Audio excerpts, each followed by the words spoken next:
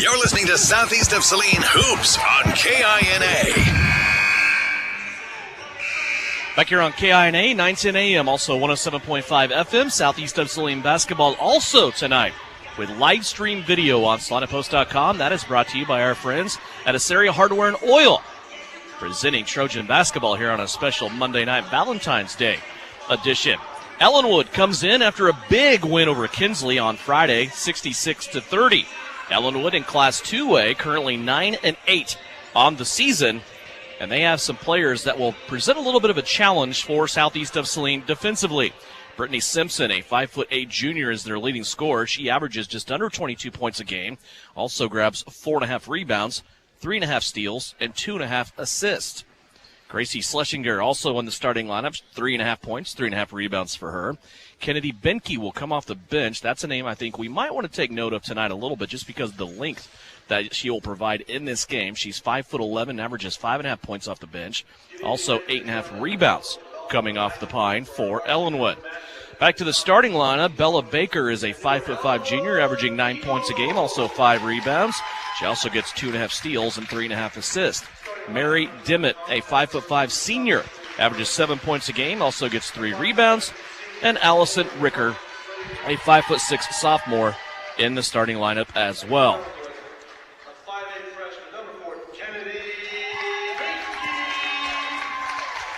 And actually, as lineups are announced right now, they actually put Kennedy Benke in the starting lineup tonight. So that's a change there for the Ellinwood Lady Eagles. For Southeast of Saline, they are 14-3 overall.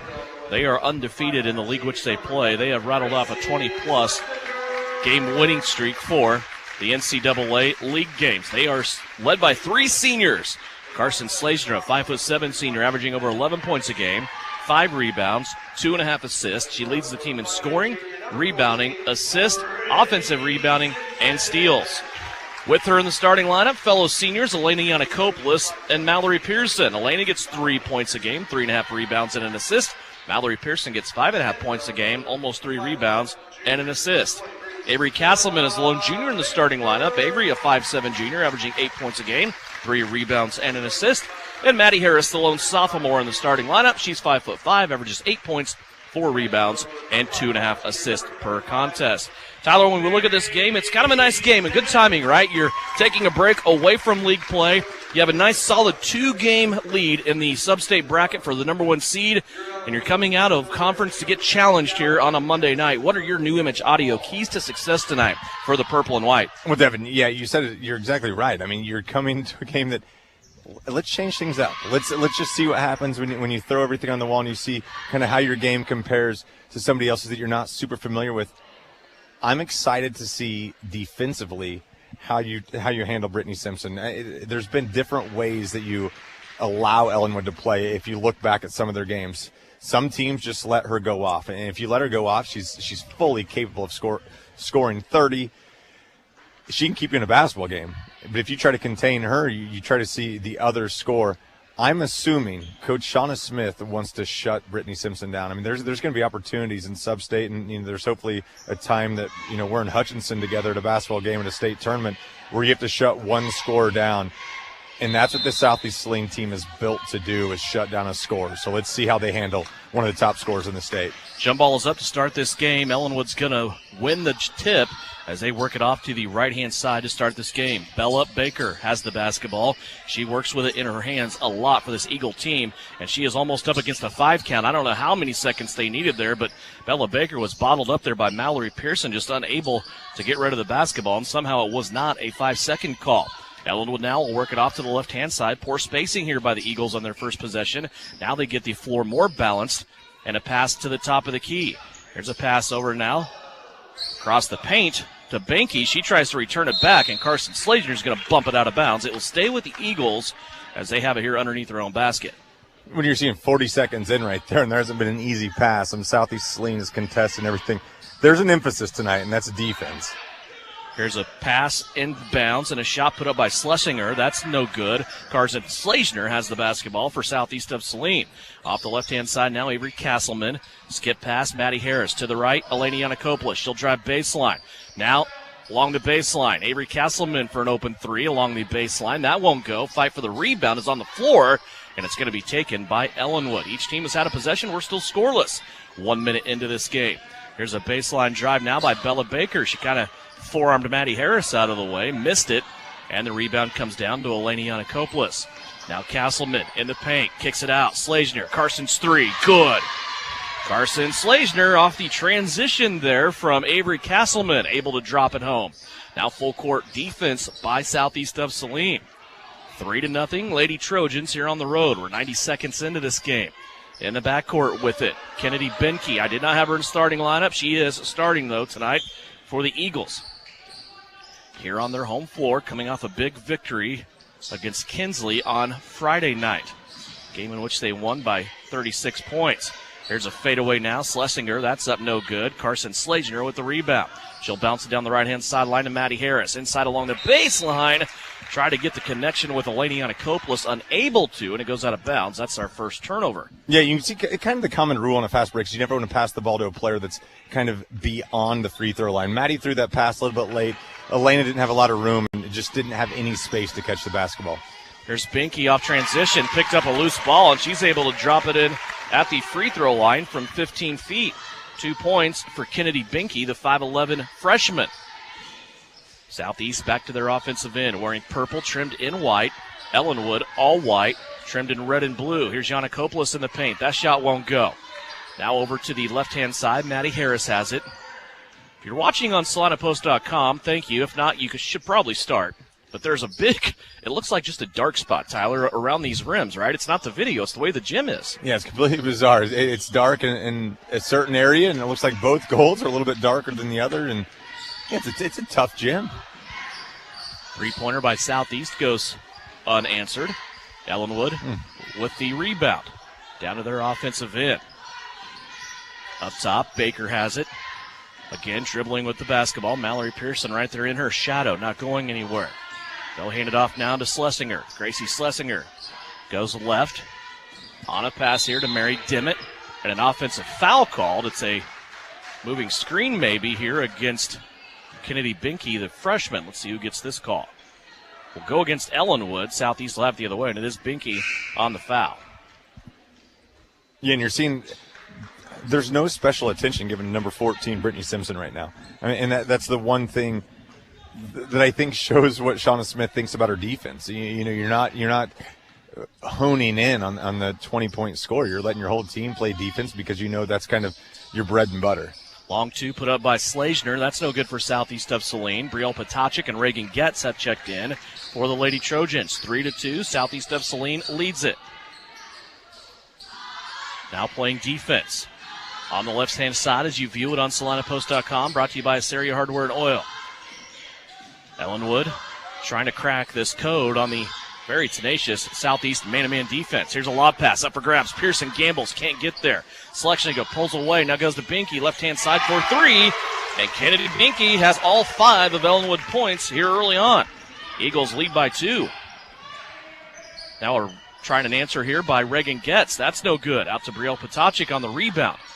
They'll work it back around now. Slazner has it open from 3 on the right-hand side. That one rattles out, no good. 5-3. Ellinwood has the rebound and a full timeout. We'll take it as well. Quick moving first quarter here in Ellinwood. 3:50 left to go here in the first period. Eagles lead it by 2 on KINA.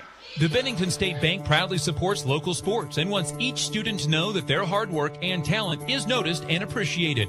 At Bennington State Bank, they care about local communities and are committed to fostering long-term relationships through the delivery of excellent customer service, integrity, and fairness. From helping local businesses acquire relief loans to supporting community youth and nonprofits to helping you purchase your dream home or invest in your future, Bennington State Bank is here to help.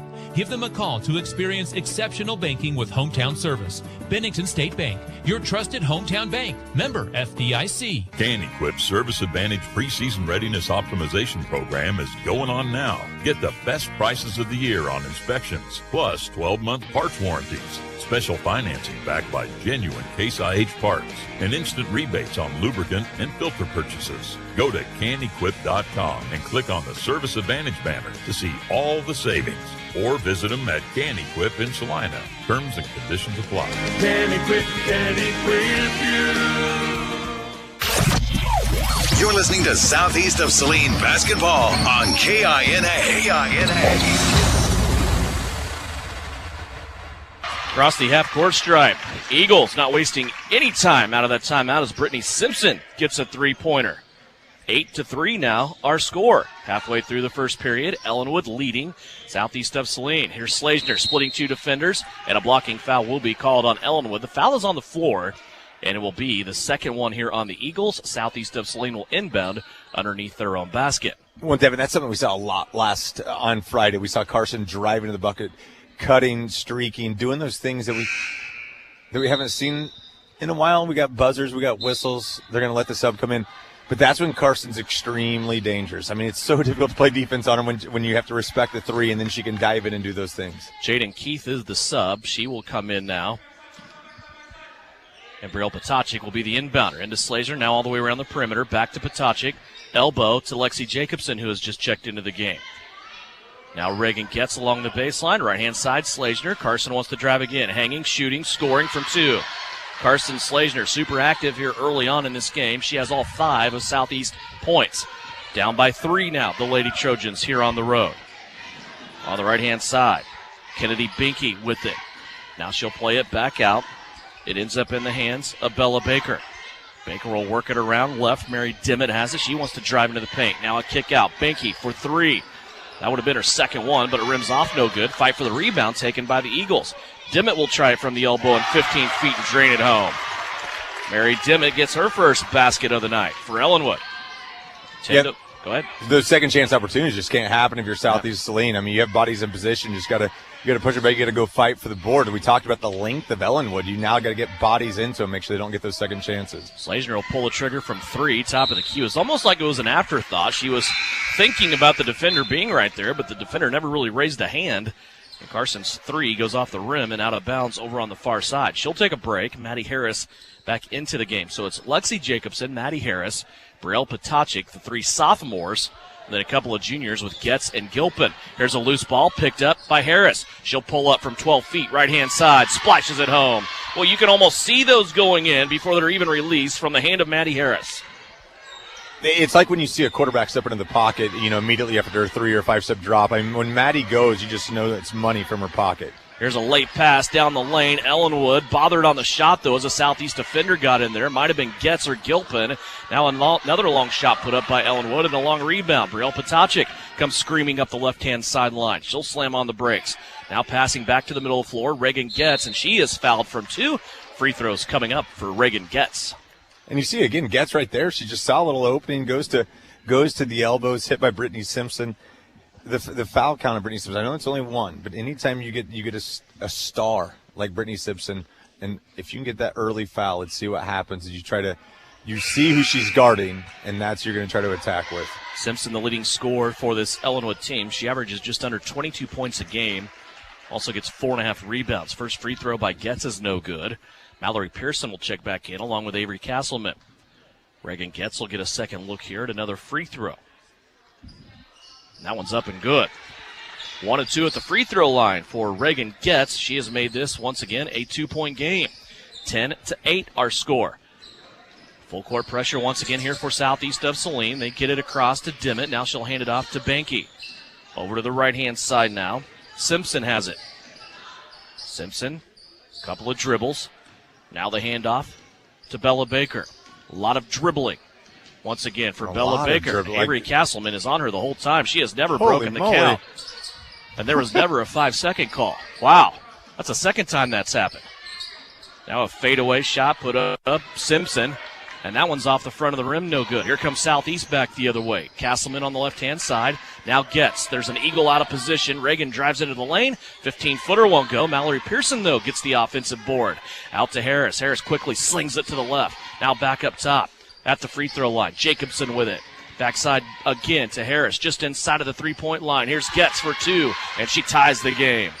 Just crisp, frantic ball movement here from Southeast of Saline. And you just kind of felt it as soon as Reagan stepped into that 18-footer that it was going to be money just with the rhythm she had and a wide-open shot because of the great ball movement from Southeast Saline. Here's Bella Baker again dribbling with it, and It's going to be taken away by Castleman, but Avery falling down. It's going to be saved back into the hands of Ellinwood. The two teams exchange turnovers there. Now a drive and a shot put up and a foul as Brittany Simpson gets into the lane. She will go to the free throw line for 2. First foul of the game for Southeast of Saline. It comes with just under 20 seconds left to play on Reagan Getz. Yeah, with anything, you kind of want to see that press maybe just cause some issues as opposed to turnovers. It looks like Avery goes for the ball as that first free throw hit. Cause issues, see if that just speeds up things on the offensive side. That's a tough play. You see the ball going out of bounds, you're going to throw it back in, but you have to understand if you throw that ball back in, it turns into a live ball turnover that then Ellinwood's able to get an opportunity to get a free throw off of. First free throw made by Simpson. Second one no good. Yannikopoulos with the rebound. She is back in along with Slazner. 12 seconds left to go here in the first. 11-10. Southeast trailing by 1. Slazner, long pass over the top of everything. Castleman for 3. That one won't go. Slazner, though, comes and gets the rebound. Her putback won't go at the buzzer as it bounced around and eventually came out. And Ellinwood will have a 1-point lead at the end of 1. 11-10. Eagles over Lady Trojans. You're listening and watching on SalinePost.com. That's brought to you by Assyria Hardware and Oil. Gabe with Sage Products in Salina, offering industrial strength products that get the job done right. We are featuring hospital grade disinfectant sprays, wipes, and hand sanitizers to keep you safe this time of year. We carry toilet paper with a large assortment of hand towels. Check out our private line of colorful products like Mom's Streak-Free Glass Cleaner or our friendly Amazing Green Bowl Cleaner. Go online to sageselects.com, visit our 9th Street location in Salina, or call 309-1919. Suburban Appliance Center is your official dealer for Traeger grills. Check out this 6-in-1 versatile unit that grills, bakes, smokes, roasts, braces, and barbecues. Suburban is your exclusive dealer for the Traeger Timberline series, and they have your Traeger spices too. Suburban Appliance Center, they are locally owned and they offer appliance brands like Amana, KitchenAid, Whirlpool, and of course Maytag. Suburban also offers exceptional service. Suburban Appliance Center, 1900 South 9th. Work hard, play hard. Good luck, Trojans, from Roselawn Memorial Park in Salina. To learn more, visit roselawsalina.com. Back here in Ellinwood, Devin Haney, Tyler Smith, Brian Dennett with live stream video on SalinePost.com. That's brought to you by our friends at Assyria Hardware and Oil. Ellinwood 11-10, leading by 1. Southeast of Saline starts the quarter with the basketball. Carson Slazner has it up top. Now over to the right, Maddie Harris. Quick turnaround in the paint. Mallory Pearson, and she's fouled. Boy, Mallory just came out of the block area that time, Tyler. Found a little soft spot in the lane. Was able to draw the foul and get herself to the free throw line. Yeah, and you could tell something was dialed up there. They want to get the ball back to Carson after it went to Avery. Avery runs the baseline, clapping her hands. A lot of attention was given to her. Mallory just comes up to the elbow extended. Great job, great play, and now Mallory's rewarded 2 free throws as she buries the first. Tie game now, 11-11. Pearson can put her Trojans up by 1. One of the 3 seniors on this team, and she does so. She is now the 4th Southeast player to score in this game. 12-11.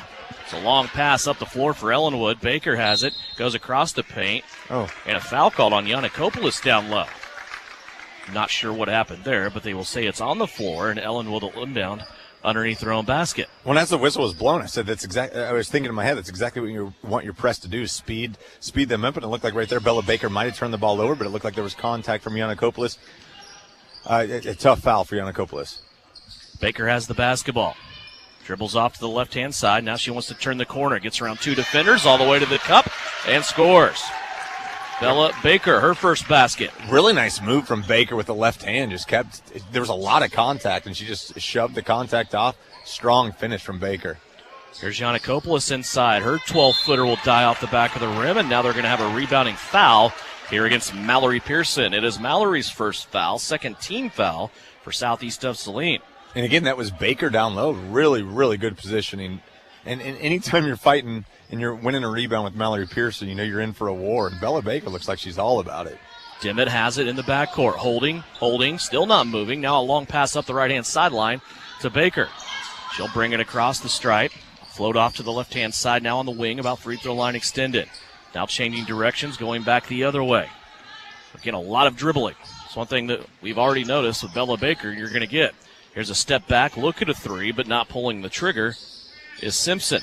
Simpson now returns it back to Baker. She wants to go to the cup like she did last time, but she's shut off by Eleni Yanakopoulos and stepping out of bounds on the baseline. Turnover number 4 for Ellinwood in this game. Yeah, and Baker's extremely dangerous. I mean, she's willing to absorb contact, and there's a lot of contact. You don't know when the whistle goes, if it's going to be a foul on her, on Southeast Saline, or if she ran out of real estate. And right there, she just ran out of room and was forced out of bounds by Yanakopoulos. 13-12, Ellinwood up by 1. 6:29 left to go here in the second quarter. Castleman off the skip. Three-pointer on the way. Too strong, no good. Fight for the rebound is being batted around, and it will be awarded to Ellinwood underneath the basket. They'll go the other way now with it, and Southeast of Saline will set up their full-court defense. And you can see there's a concentrated effort to get Avery going. I mean, that's one thing we've seen in the last couple of games. She just hasn't been as hot as she's been, as we saw this 5 or 6 game stretch when Southeast was really rolling. You get Avery going, this team's as dangerous as anybody in the state, and she's kind of that, and she's aware of that. But what she does is she stays in the basketball game because of her defensive play. But if she gets going offensively, she's extremely dangerous. Nice press break by Ellinwood, ends up in a block for Eleni Yanakopoulos. Southeast has the ball back, but then they have an errant pass. Slazner steps along the sideline, and that'll prompt a timeout from the Southeast bench. 6:01 left to go here, second quarter. Ellinwood still leading by 1. It's 13-12. It's a 30-second timeout. We're back with more Lady Trojan basketball after this on KINA. Insurance is something we all need in our business, home, car, and life. But do you really understand what's covered? And most importantly, what you are paying for? Hi, this is Rob Carlson in the Salina office of Smart Insurance. Change is good, especially if you haven't looked at your insurance policy lately. I can help you understand what you need and where the gaps are in your coverage. We provide free quotes and take pride in looking out for you. Smart Insurance, with locations in Salina, Abilene, and Harrington. Give us a call today. This is Trojan Basketball on KINA. 6:01 left to play, second quarter. 13-12 is our score. Ellinwood leading by 1 as we are in Ellinwood. Special Monday night of basketball here on KINA. We will also be back tomorrow with games at home against Ellsworth. And it's senior night on the campus of SES. Ellinwood with the basketball. Baker wants to drive baseline. Maddie Harris is there to check her. Baker lost the basketball momentarily, and they're going to say it's off of Maddie Harris. Yeah, it's a tough one. It looks like Maddie went for the basketball. And her and Baker joking about it right there. Maddie put her hand back knowing it would be Southeast Saline's basketball. Did not go their way. That's just one of those things that happen in basketball. There might be a missed call every once in a while. There's another step back by Simpson. She has been unable to do anything with that move so far. Baker now has it back in her hands, and she'll play it to Kennedy Binky. Binky now tries to curl around. A switching defense and an offensive foul will be called. Another moving screen up top on Ellinwood. So far, Tyler, what has produced these fouls, this is the second one on Ellinwood, is the switching defense for Southeast. Yeah, it has. And nobody's sticking through. So when you say switching defense, you mean every single screen, the defenders are just switching off. And that's you see that a lot from Southeast because there's so many players that can defend so many different positions. As Patacek, microwave, and is hot. No matter when you put her in the basketball game, she's hot immediately. Patacek with a huge 3 to give Southeast Saline the lead. Lady Trojans needed that one as Brielle hits her first shot of the game. A left-hand side 3, high-arcing shot. That might have knocked some more paint off the roof here at Ellinwood's High School, but that one just enough to bring down a little rain with it and went in. Here's a step-back shot now by Simpson in the middle of the keyhole. That's no good. And a fight for the rebound is going to be won by Southeast of Saline as there is a foul called here on Ellinwood. Pushing foul down low for the Eagles. That is their 16th foul. And it will be the second on Kennedy Binky. So already 2 starters with 2 fouls for Ellinwood, with Dimmitt and Binky both getting 2 personals. And what a great job from Elena right there. Elena had great position. She had 2 other Trojans there for the rebound, but Elena fought hard position, drew the foul on Binky, and that could be massive. Harris drives, dumps it off in the paint to Getz. Reagan curls around a defender, and another foul. This one, I believe, will go against Brittany Simpson, and now that'll be 2 on her. Well, now let's check it. I think it's on Baker. Yep, you're right. And you saw right there, Reagan was trying to get the ball. Really nice design. It went from, point A to Getz. Getz was looking to hit a streaking Slazer and just got the knee was put out by Baker. And Getz could never get to the basketball, but she's got 2 free throws. I think it's a 1-and-1. They called that one on the floor. Doesn't matter, though, after Reagan makes the first. She's still going to shoot 2 as she gets the bonus. 4 points here early on for Reagan Getz. 4:35 left to go. Remember, we'll talk to Bryson Flax coming up at halftime of this one. Get his thoughts on a special Monday primetime game here with Ellinwood. They'll have a big game on the boys' side. Getz misses the second free throw, but Brielle Potacek brings it in. Now to Slazner, down low, Getz in a double team. She finds Lexi Jacobson, who can't handle the ball, and it goes out of bounds. Turnover number 4 for Southeast of Saline. Yeah, a lot of tough passing right there, but you see a really good job from Jaden Keith from Ellinwood, just getting a hand in there, trying to make it a difficult catch for Jacobson, who couldn't corral the basketball in the lane. 2-on-1 break. Here comes Baker down the floor. Harris goes flying by, and the shot missed by Ellinwood. Now a fight for the rebound. Baker's going to peel it away from Getz. She'll play it out for a long 2 off the wing. That's no good. And now a rebounding foul will be called against Southeast of Saline down low. This will be the 4th team foul against the Lady Trojans. Well, I think you saw exactly what you want the press to do. You want it to speed Ellinwood up, but you got to be there to get the steal. I thought Reagan did a really good job slowing Ellinwood down, but you got to be on the backside to get the defensive rebound. Slazner gets the foul. That is her first. Team foul number 4. Ellinwood with it, trailing by 3. Up top, Simpson with it. She'll go back to the right. Hannah Wingett. She lost her dribble, now bottled up by Maddie Harris. Simpson has it back, tries a spin move on Potacek. And a shot that goes up, barely hits the rim. Putback attempt's going to be blocked, and Brielle Potacek will bring it out of the crowd for Southeast. Here come the Lady Trojans back the other way, working left to right. Reagan Getz crossed over a defender, went to the baseline, and scores. Reagan now with 6 points, and it's a 5-point Southeast lead. 3:32 left to go. We've had a swing of 10 now in this game. Ellinwood led by 5 in the first quarter. Now it's a 5-point Southeast lead. Full court pressure again by Southeast of Saline, and a full timeout called by Ellinwood. They were in jeopardy of not getting that ball across to break the count. 3:23 left to go. We're still in the first half. Second quarter, 18-13. Southeast of Saline leads it by 5, and it's brought to you by Assaria Hardware and Oil.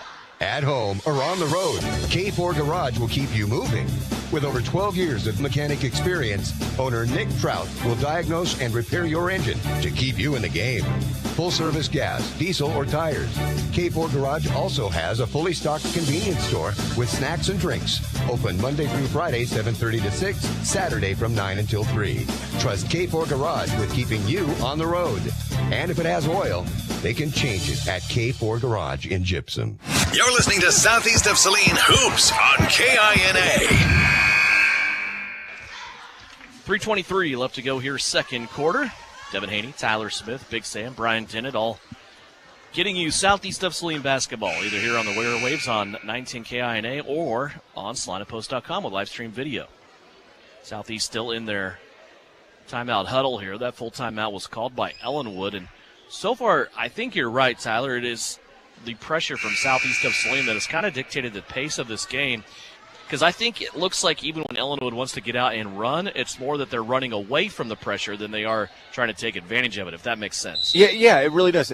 So far, I've been really impressed with this Ellinwood team. I mean, there's more options than just Brittany Simpson, who only has 4 points right now, and Ellinwood's still in this basketball game, but they're running. They're trying to run on Southeast Saline, and I think the more this continues to happen, the more it's just a recipe for disaster for Ellinwood. But you know, they're all about it right now. We're seeing some really gritty players from Ellinwood, and let's just see how long this lasts. Nice little dump down, great finish from Schlesinger for her first bucket of the night. Gracie Schlesinger caught it mid-lane. She was able to get up and score. Back to a 3-point Southeast of Saline lead. As Ellinwood cuts in there, Potacek and Slazner playing catch up top. Slazner will drive, leave it off, short corner to Pearson. The backside rebound was collected by Lexi Jacobson, then she was knocked to the floor. They're going to say this is a shooting foul and put Lexi on the line for 2. When again, right there, Lexi just did something that I don't know how many other players on the floor can do right there. She went up the offensive rebound and without gathering herself at all was able to go right back up, and in a matrix kind of way, just kind of got fouled so hard she ended up landing on her stomach.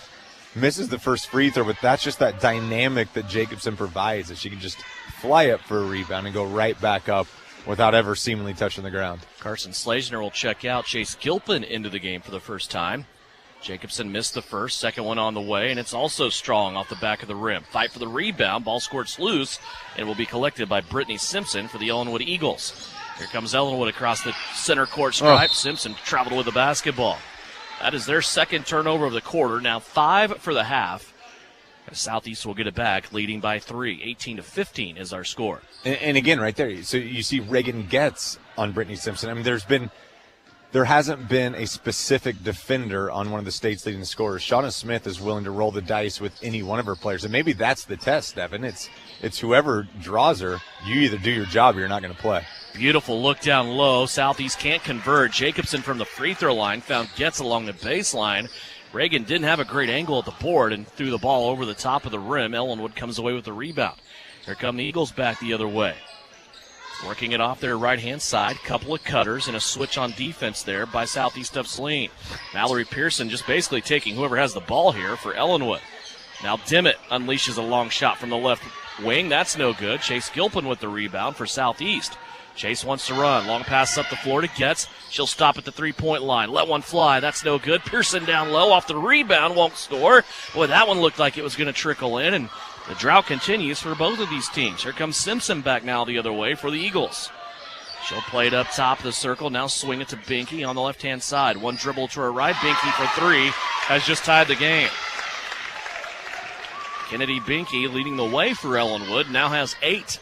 Yeah, Binky's nice. Yeah. And when she catches that ball in rhythm, she goes, hey, I love to see that 3 as we're seeing a lot of substitutions. We're seeing a line change from Southeast Saline. They're going to leave one player in. But I love Reagan Getz in transition right there, taking that 3. And I love the fight from Mallory Pearson. You see it when you have the rhythm and you have that shot, you want that shot taken. And it looks like right now the only player left in is going to be Mallory with that full service change you had right there from Shauna Smith. Harris, Castleman, Slazner, Yannikopoulos all come in to accompany Pearson back on the floor. That'll put the starting 5 back intact for Southeast of Saline. Here's a drive now on the far side. Defense there by Harris is good. Ellinwood now in trouble. They sling it down low to Schlesinger, and she has the basketball poked away, and somehow it's awarded to Southeast of Saline. Yeah, and that's one of those calls when you look at the reaction of the players, nobody seemed disappointed with it. From here, it definitely looked like the ball should have stayed with Ellinwood, but Schlesinger didn't, bat an eyelid. She just ran the other way. It went off a foot. Couldn't see there. We can't even see the scoreboard on that side. So here's Maddie Harris, a three-pointer top of the key. That's off the front of the rim, no good. And the battle for the rebound is won by Binky for Ellinwood. Binky's tough, isn't she? Yeah, I mean, she is. There's not a thing she can't do on the court right now. 37 seconds left to go. Now Ellinwood throws it away as it was tapped out of bounds. 6th turnover for the Eagles, which is really a low amount. They've done a nice job taking care of the basketball against this Southeast defense. They have. I mean, this is an 18-18 game, and I don't think this is what anybody expected, but I think every single credit in the world needs to go to Ellinwood. I mean, they are doing everything. Great defense. They're securing the basketball. As you see right there, a shot missed by Schlesinger's going the other way.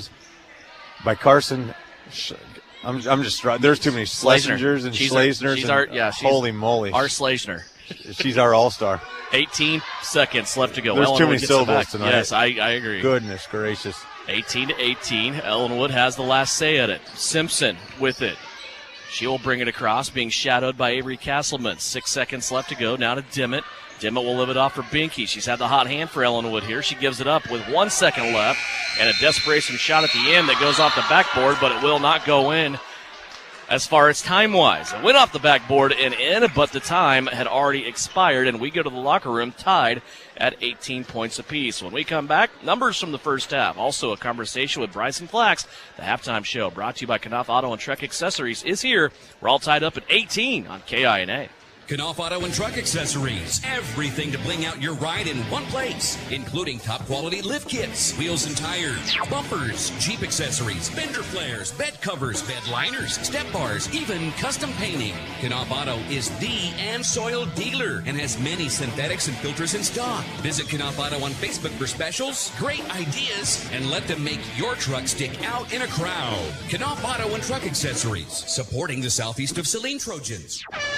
And the second free throw is good. The Trojans have called timeout to make some important decisions. Hi, fans. It's Winnell Garrettson from SalinaHomes.com. In every game, there are lots of options to make the right play. And in real estate, the plays can be challenging. Whether you're a first-time buyer, upsizing for the family, investing in rentals or commercial property, or selling land, I have the knowledge to help you win your real estate game. It's sure to be a slam dunk when I serve as your realtor. Buy or sell, call Winnell. This This is the Trojan Halftime Report. Coming up, a first half recap. Shot at the horn. Stats, interviews, and a look at other area games. Now, let's get back to the gym for Trojan Halftime on KINA. Back here at Ellinwood High School, we are all tied up at the halftime point of the girls' contest. 36 points right down the middle. Each team has 18 as southeast of Saline. Right now being led by Reagan Getz off the bench with 6. Ellinwood, Kennedy Binky, the freshman, with 8. Time now for a conversation as we look ahead to the southeast of Saline boys basketball game. Head coach Bryson Flax joins us. And, Coach, a big victory for you Friday night at home. You take out the Minneapolis Lions in the season sweep of them, 62-22. The final score, you get off to a 14-0 run on your way kind of sprinting out in this game. How'd you view it after you had a chance to look at it over the weekend? You know, I didn't watch too much of it, to be honest with you. I kind of good job for us, and I thought we did a really good job, live defensively. Obviously, anytime you hold a team to 22 points, there's got to be a mixture of you doing something right, and we did, and offensively we weren't bad. We were okay offensively as well. We shared the ball, and so again, just good for us that we got it, and kind of on to the next one mentality. This is a little bit different setup now when we have a Monday game. We're not in a tournament setting. This is just a kind of a regular season on the calendar setup for you. And a little bit different week coming up with a Monday, Tuesday game night, and then nothing going on Friday. You have the rest of the week off. What'd the weekend look like for you? Did you guys get in the gym, or did you take some time off? Yeah, we practiced yesterday for about an hour and a half. But really, it was Saturday was a little bit of film stuff for the staff and myself, and then Sunday we got in with the guys. Had a good practice, and so again, tomorrow will be a little different. We'll just kind of go in the locker room a couple minutes early. Of course, we're really familiar, or more familiar with Ellsworth than we are Ellinwood, so we focus obviously all of our attention for today. This is an Ellinwood team. They set in a weird part of the state, and they play in a league that's kind of all spread out. And we really haven't had much experience with the Eagles. A series started with them last year, and you guys tangled on the campus of southeast of Saline High School. You get the victory 66-52. But they have a guy that if you pay any attention to high school basketball in this state, especially small classes, it's Britt Dutton. He averages about 25 points a game. This guy can just flat out score. What kind of challenges does he bring, and also his supporting cast?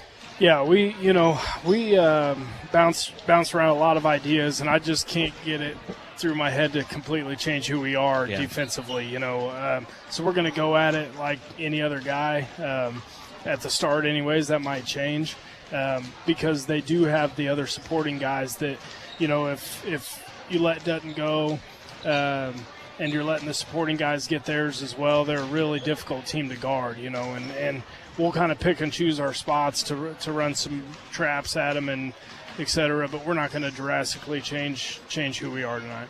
How much bearing does this game have as far as the officials calling it and what is or what isn't a foul? We see every game kind of take on its own personality with the way the officials may call that in any certain crew. I remember as we look at the stats from last year, Britt Dutton had 35 points against you in our gym, but half of those came from the free throw line. He shot 15 free throws. Yeah, and he's really crafty with his body, but at the same time, you're not doing him any favors by bailing him out because they're not going to bail him out at the next level like that. So we'll play it how it has to be played. Obviously we want to bring pressure and we want to be physical within the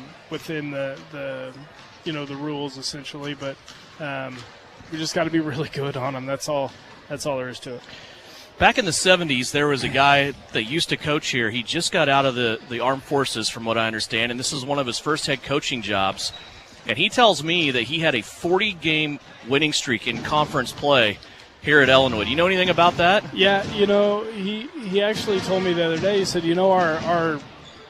my time at Ellinwood was really similar to your time at Southeast, how I kind of just came into it, really struggled early, kind of knew everything and didn't want to hear anything. And then as it matured, I think I think he was like 6-14. We were 5-15, and then he had a couple of state tournament runs and things that we're looking to do. But yeah, it's kind of fun. Back by the old JV gym, there's a lot of pictures of him with all that hair, man, and I used to have hair just like that, and unfortunately now I have it just like he does.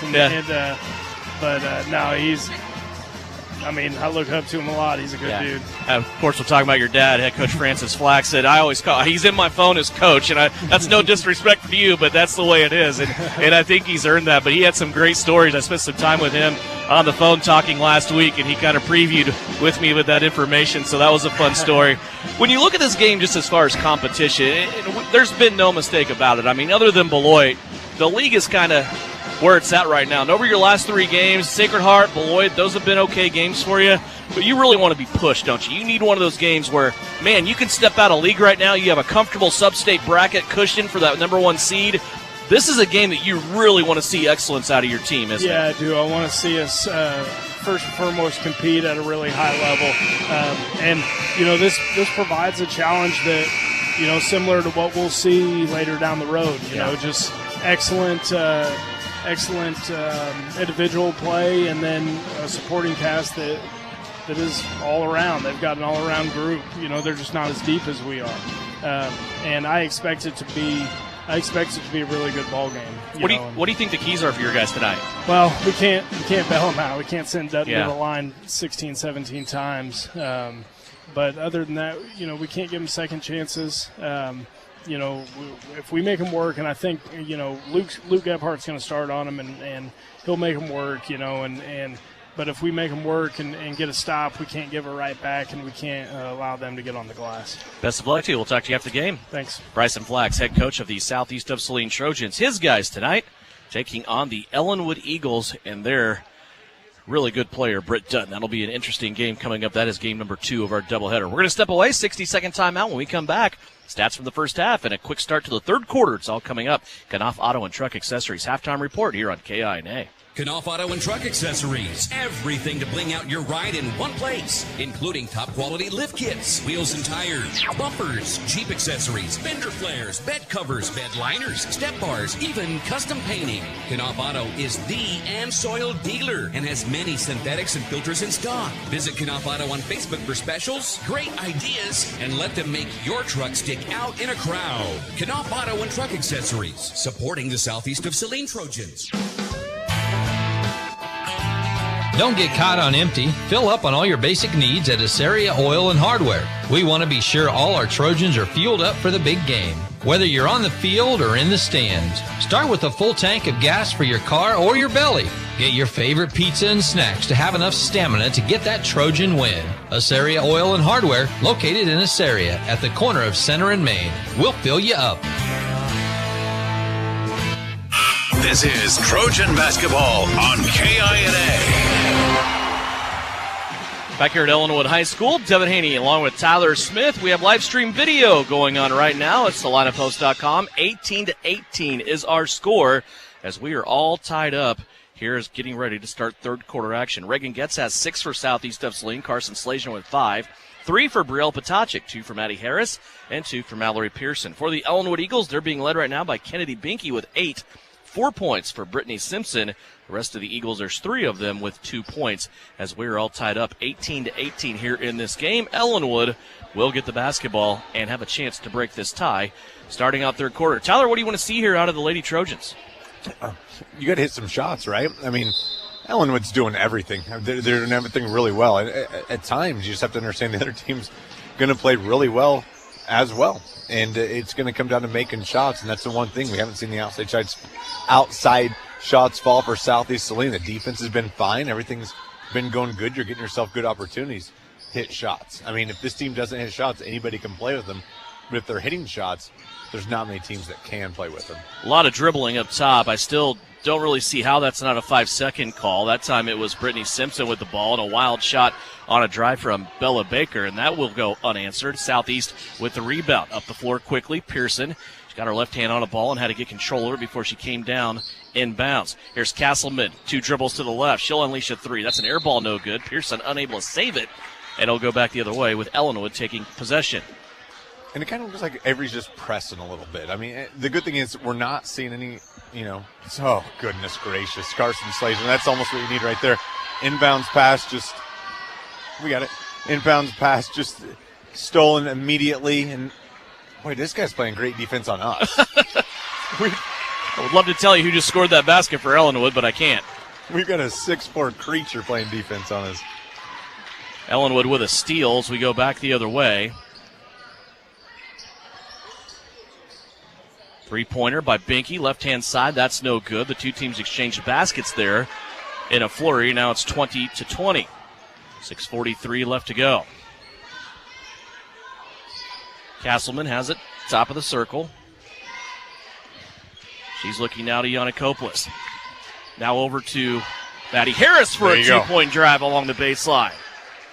4 points for Maddie Harris as she hits the shot over on the right-hand side. When we've seen Ellinwood drop into that zone right there, and if you're Ellinwood, why not drop into a zone right now? I mean, the Southeast Lane cannot hit the outside shot, and maybe that's a spark Southeast needs. You're going to see Maddie, you're going to see a lot of people penetrate, and all of a sudden you're going to kick. If you can hit the outside shot, they'll come out of that zone immediately. Baker on a drive, lost the basketball. Yannikopoulos tried to scoop it up, and then she was unable to control it. It goes out of bounds, and it will stay with Ellinwood underneath their own basket. 22-20. Southeast of Saline leads it by 2. Ellinwood again, trouble getting the ball in, but they do to Gracie Schlesinger. Now Schlesinger has it batted out of bounds by Yannikopoulos. This is just a Yannikopoulos type of game. I mean, she's going to end up with 7 or 8 rebounds, several balls batted away, several steals, just doing Elena type of thing. She's just causing so many issues right now for Ellinwood. Simpson has the ball. She floats to the left-hand side, now backpedals, brings it back to the middle of the floor. Maddie Harris there on her defensively. Simpson picks her dribble up, look at the three. Now she'll play it off to Dimmitt on the right-hand side. Dimmitt with it now. She is being contained by Castleman. Into Baker. Baker drives, dishes off. Blocked by Yannikopoulos down low. And Elena saves the basketball out to Schlesinger. Here comes Carson. Cross-court pass to Avery Castleman. Castleman will stop on the left wing. Now to Harris. Now around the horn we go. Top of the circle. Yannikopoulos for 3. She got it. You said it. It's her type of game. And it's the type of game that Elena Yannikopoulos seems to thrive in. She canned that three-pointer and gave Southeast a 5-point lead. Well, at times I think Elena's just lost in the mix. There's so many offensive weapons right now for Southeast Lane, and people forget that Elena can do so many things. I mean, Elena was, as you see, just great defense from Pearson, a shot forced by Simpson. Good defense from Simpson on the backside, a double dribble by Castleman. But people forget that Yannikopoulos last year was the second fiddle to Carson. I mean, and she just kind of, as she understands that she has a different role right now. Timeout, a full timeout called here by Ellinwood, and we'll keep it right here. Not a lot of games to go over tonight. There just isn't any games going on. But a full slate of games tomorrow. We will be back at home to take on the Ellsworth Bearcats. It'll be the rematch with Ellsworth. And also senior night. Of course, that doesn't mean a whole lot to the boys basketball team, but there are some other factions of Southeast of Saline sports, including wrestling, and also girls basketball, a trio of seniors for these Lady Trojans. That's all going down tomorrow at Southeast of Saline High School. We'll have girls pregame for you starting about 5:50. Boys action to follow tomorrow as Southeast of Saline takes on Ellsworth. And that's it for the week. On Friday, no basketball other than the scoreboard show that runs from 10 until 11 o'clock every Friday night here on KINA. Brought to you by Home Automotive Centers and also Salina Surgical Hospital. 25-20 our score. 5:05 left to go here in the third quarter. And so far it's been a good start here for Southeast of Saline as they have come out on a 7-2 run to start the third. And they've equaled their biggest lead of 5 points. And we've seen a couple of these runs from Southeast Saline, but then, we've seen Ellinwood just counteract and go right back at them. That's what you got to love about this Ellinwood team is they're getting punched and they're taking blows and they're going right back at you. 25-20, Ellinwood with the basketball. Baker has it near the timeline. She'll be picked up by Harris. Harris now funnels her to the side. Baker still dribbling. Harris is still there. Baker trying to turn the corner. Now a switch. Brielle Patacic will take it away from her and a steal. The sophomore got it away from Bella Baker. That is the first turnover of the half for Ellinwood. And now Southeast of Saline, though, returns it right back on a turnover of their own. That is their third in the quarter already. And that's what we talked about. Like, you work so hard defensively. I mean, Brielle did such a good job, and you want to push the ball, and that's something you're hearing your coaches yell, go, go, go, go, go. But you have to understand, if you slow the ball down the offensive side, you still have possession. Like, possession is the most important thing. Of course, you want to run the basketball, but take advantage of it after you're playing so well defensively. Here's a ball that's nearly thrown away in the backcourt by Ellinwood. Southeast can't get there to take it away. Maddie Harris gave it a really good effort, but now Ellinwood back on their offensive end. Baker with a bullet pass inside to Binky. She's in the paint. Now she'll turn, give it off to Schlesinger. Now out to Simpson. Simpson wants to turn the corner, picked up there by Maddie Harris. We approach the halfway mark of the third quarter. 25-20, Southeast of Saline, the 8th-ranked team by the Kansas Basketball Coaches Association in Class 3A. Long pass over to Dimmitt. She's standing on the right-hand wing, guarded by Reagan Getz. Now she'll take a couple of dribbles towards the baseline. Picks her dribble up. She's in trouble. Inside to Schlesinger. And now we have a whistle, and they're going to say jump ball. Arrow belongs to Southeast of Saline. Give credit on that turnover to Eleni Yanakopoulos. Yeah, it looked like the whistle was blown. Elena thought that she was kind of called for one of those another Elena fouls, that there wasn't really contact, and she was rewarded another great job and a great second half from Elena. Off to a good start here in transition. Brielle Potacik for three. That kisses the front of the rim, won't go. Now Reagan gets with the rebound. She'll play it back out to Brielle Potacik. Now over to Maddie Harris. Harris, end of the lane, leaves one off at the free throw line for Schlesinger. Now some poor spacing on the other side for Southeast as Jacobson and gets in the same area. Now Schlesinger drives and gets one off the window. I thought she was going to get that impossible shot to go in. She is fouled, and Carson will go to the free throw line for the first time. Yeah, you can tell Carson's geometry IQ is far greater than mine. The spin that she had on that basketball almost gave it a chance to go in when she was mauled down low. Great drive, great opportunity for Schlesinger. Tyler, that's a big foul on Bella Baker. That is her fourth. That's huge. I mean, Baker's been extremely impressive. She's so strong going to the left side. She's right-handed, but she'll drive you so hard from left side, absorb so much contact. She's a physical player, fun to watch. Schlesinger got the first free throw. Second one rolls in as well. 4 points in the quarter for Carson Schlesinger. She has 9. Ellinwood trying to get it in now after full court pressure and a 5-second count as Southeast of Saline's defense getting the job done. So they have a chance to keep it here on their side of the floor and score more points. Brielle Potacik will step to the referee and take the inbounds. Brielle looking now. Nobody really available. She's going to go to her safety up top. That's Lexi Jacobson in three-point land. Now over to Reagan Getz. Maddie Harris has it. She'll step in from 17 feet. Let one go. That's no good off the front of the rim. But Brielle Potacik gets the long rebound off the right wing in front of the Southeast bench. Inside the paint to Schlesinger. Boy, Carson had trouble getting that basketball into her body frame. And then her shot came off a little strong. Here's a step-back three by Simpson. That's no good. Too strong. Scrum for the basketball. Won by Harris. There comes Southeast of Saline again. Long pass up left-hand side. Potacik pulls up from 10. That won't go. And now a loose ball rolling to the other side. Taken in by Schlesinger. Boy, you just kind of want to calm things down right now, don't you? A lot of shots being put up by Southeast, and they are shooting one of their worst percentages of the year. Yeah, they really are. And they're going up and down the floor, and you're seeing second chances and third chances. But yes, you're right. Run some offense. You see what you can get because this Ellinwood team is gassed. They're absolutely gassed. They don't have the horses to run with you.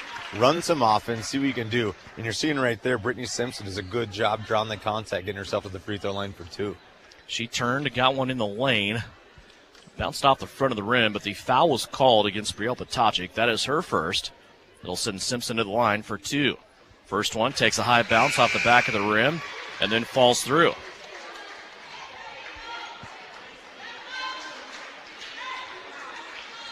And again, that's Simpson's only 5th point of the night. I mean, Brittany Simpson comes in averaging over 20 points a game. You'll take her at 7 right now. At 6 right now at this point of the game.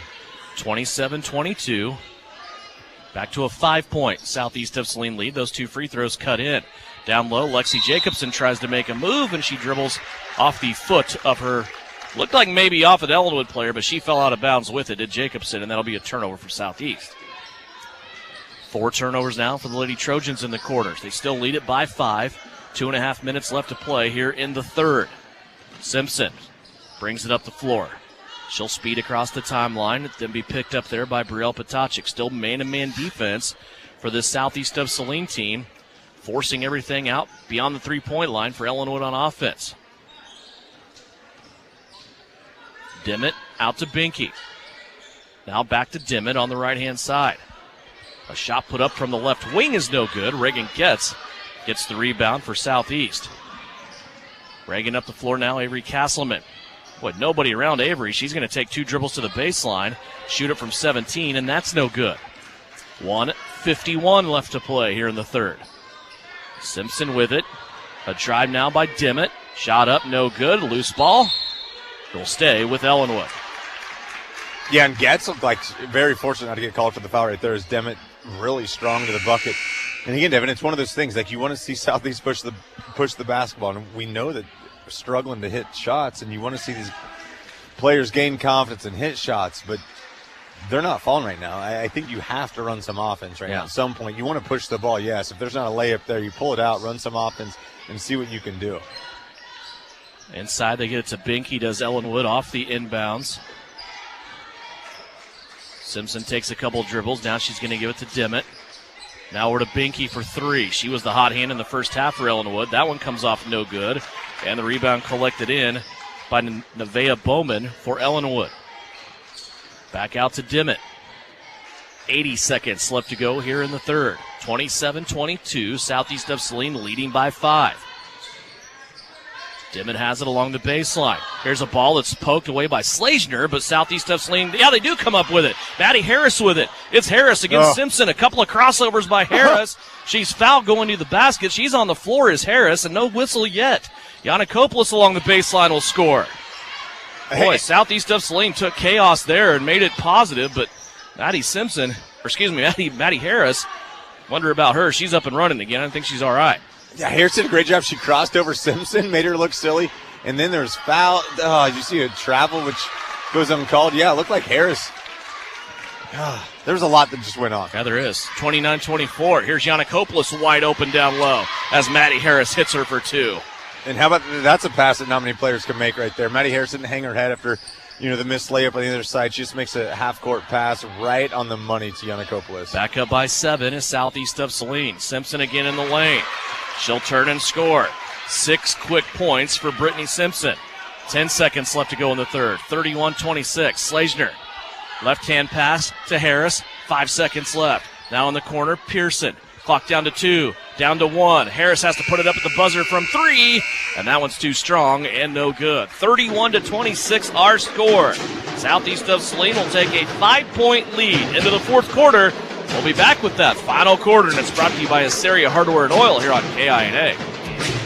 Exit 14 Restaurant in Gypsum, Kansas is cooking up something amazing today. Whether you want to order from our menu or try one of our delicious daily specials, try one of their scrumptious desserts. Exit 14 is open for lunch Tuesday through Saturday 11 to 2 and 5 to 9 Thursday through Saturday. Head out to try Prime Rib Night last Saturday of the month and open for Chicken Dinner Day on the first Sunday of the month. Exit 14, 512 Maple in Gypsum, Kansas. Great people, great food, good time.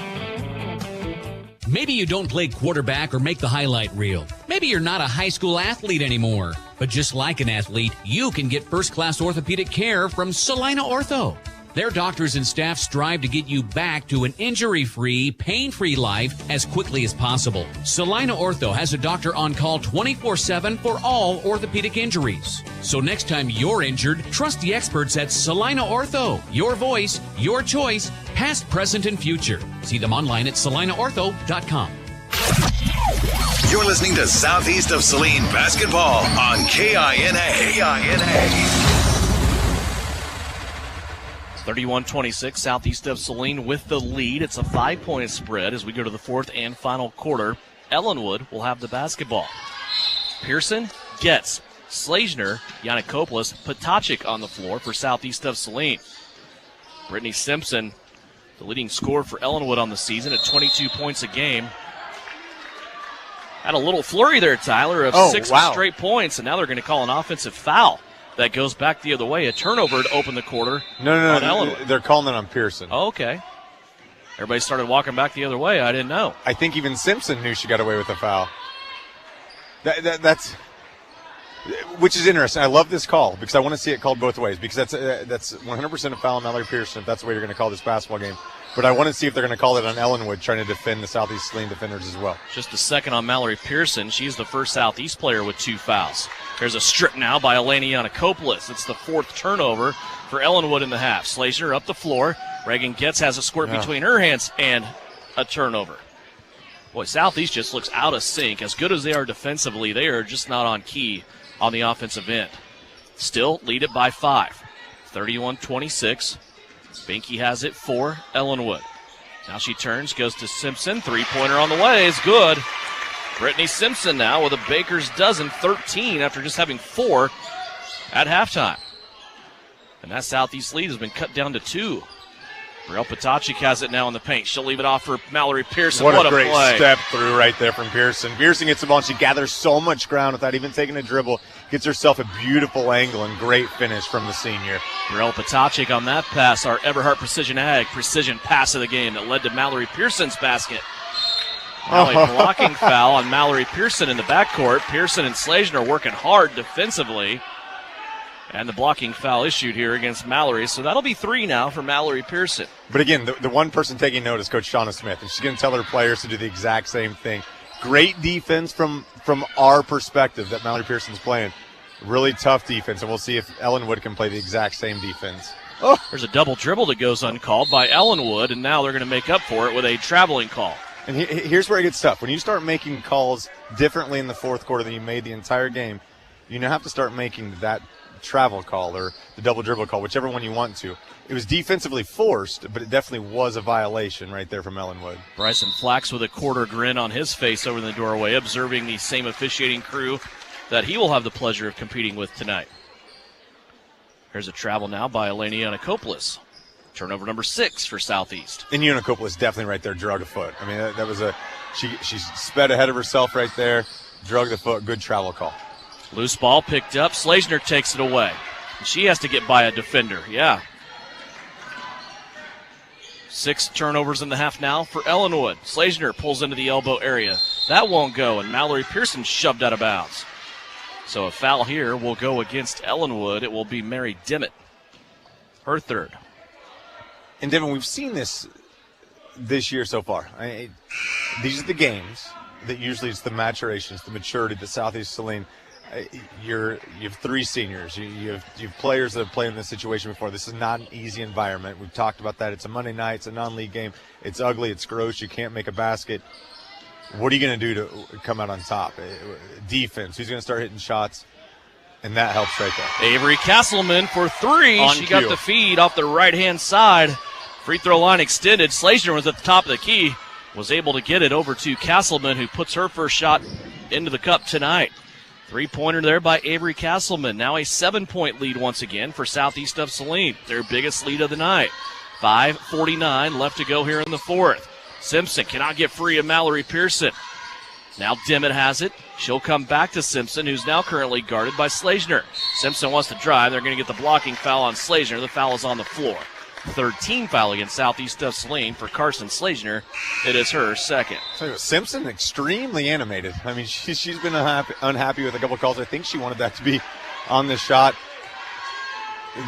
Here's where you got to go. If you're Southeast Saline, you got to run. This Ellinwood team is extremely tired. I mean, they've played their absolute tails off tonight, but they're not as deep as you. You got to go if you're Southeast Saline. Simpson wants to drive, this time on Maddie Harris. She gets in the paint, hangs and shoots.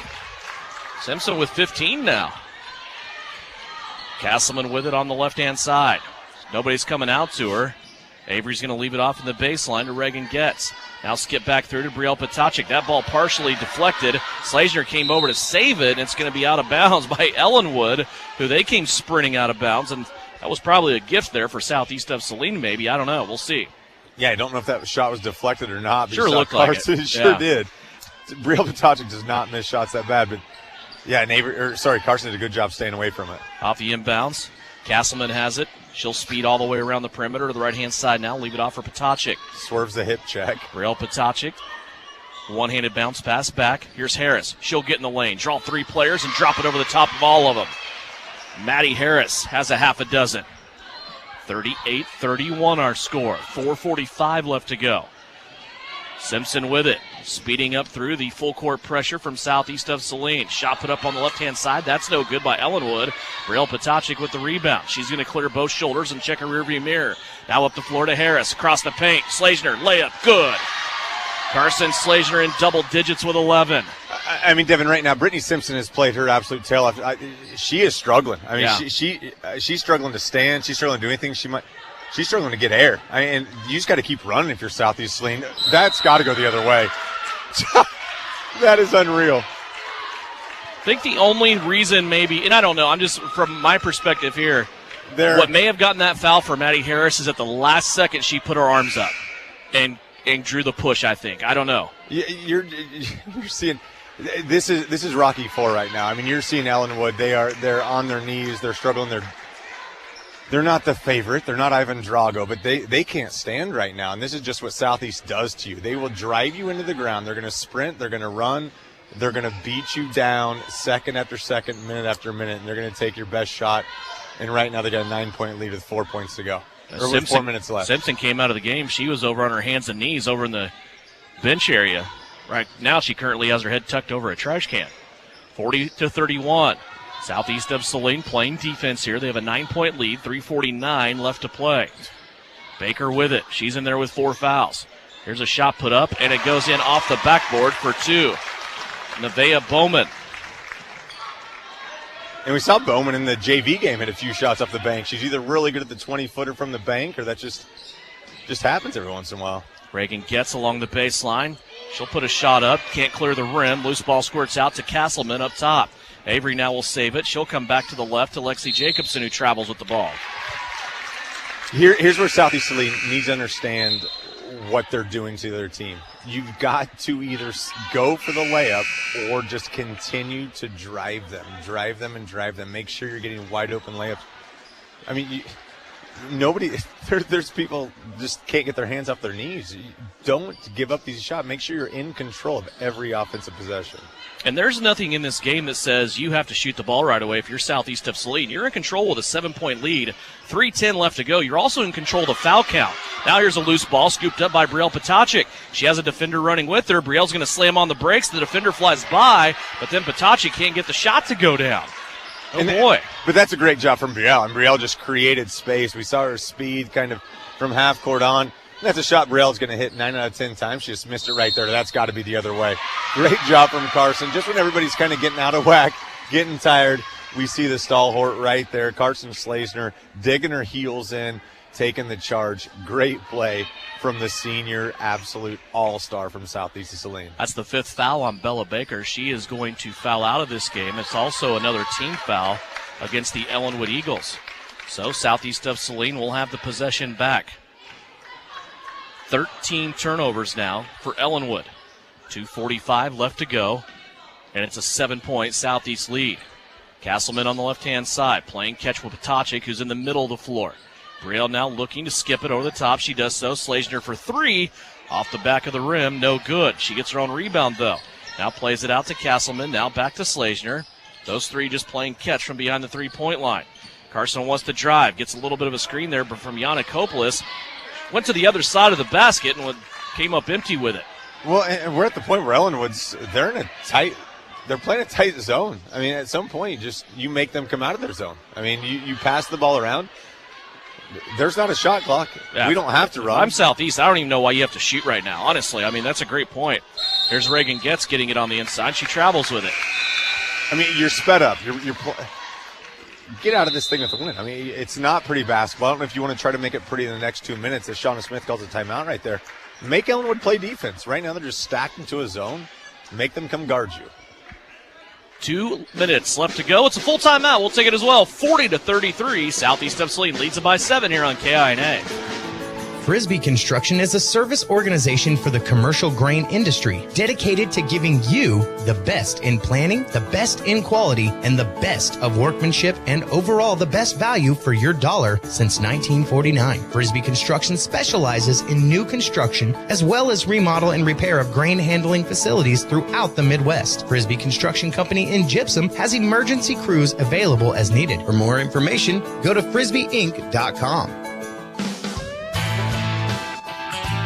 Don't get caught on empty. Fill up on all your basic needs at Assaria Oil and Hardware. We want to be sure all our Trojans are fueled up for the big game. Whether you're on the field or in the stands, start with a full tank of gas for your car or your belly.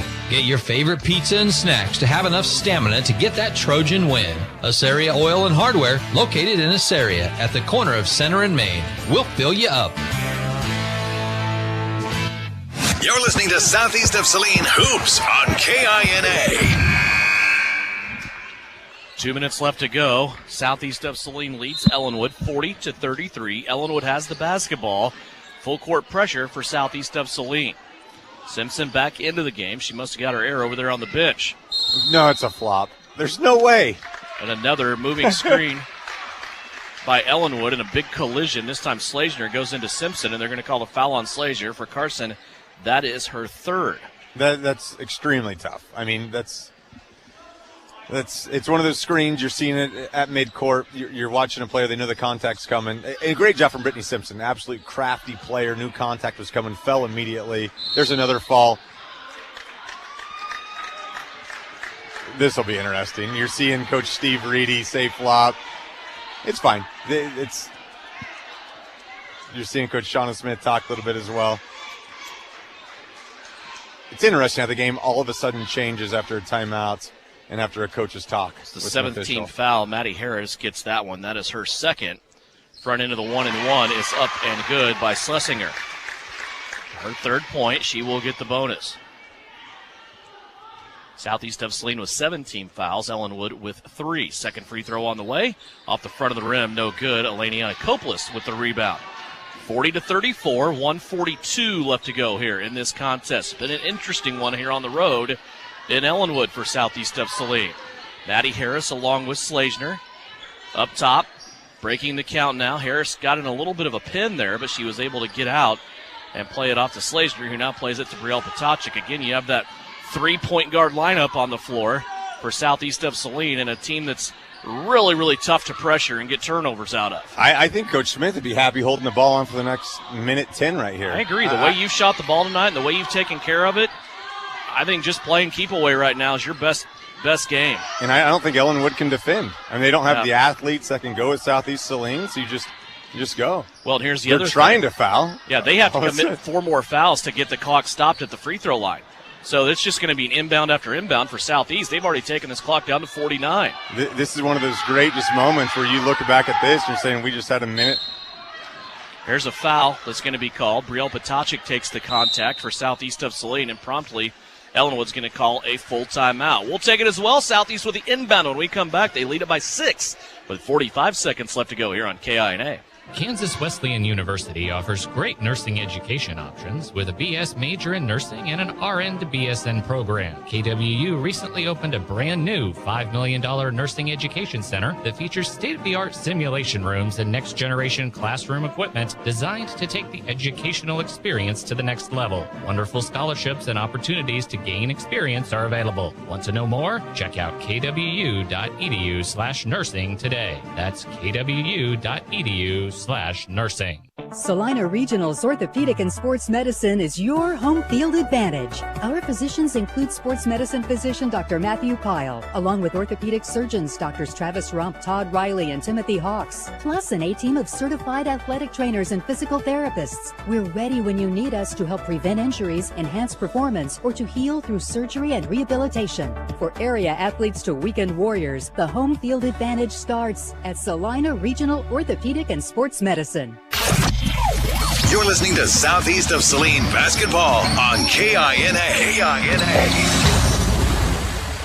Out of the timeout, Southeast of Saline has the ball. Brielle Potacek with it up near the timeline, and she will be fouled once again here by Ellinwood. It will be Ellinwood's 5th team foul. They still have to commit 2 more to put Southeast of Saline at the line.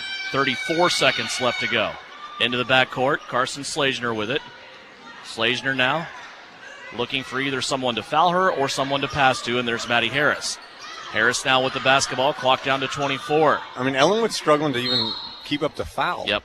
I mean, they're absolutely gassed. Like you said it. It's just it's attrition right now. It's absolute endurance. It's This is the depth. This is the depth that kills you. This might be one of the worst games we've seen Southeast Saline play, and their depth will absolutely kill you.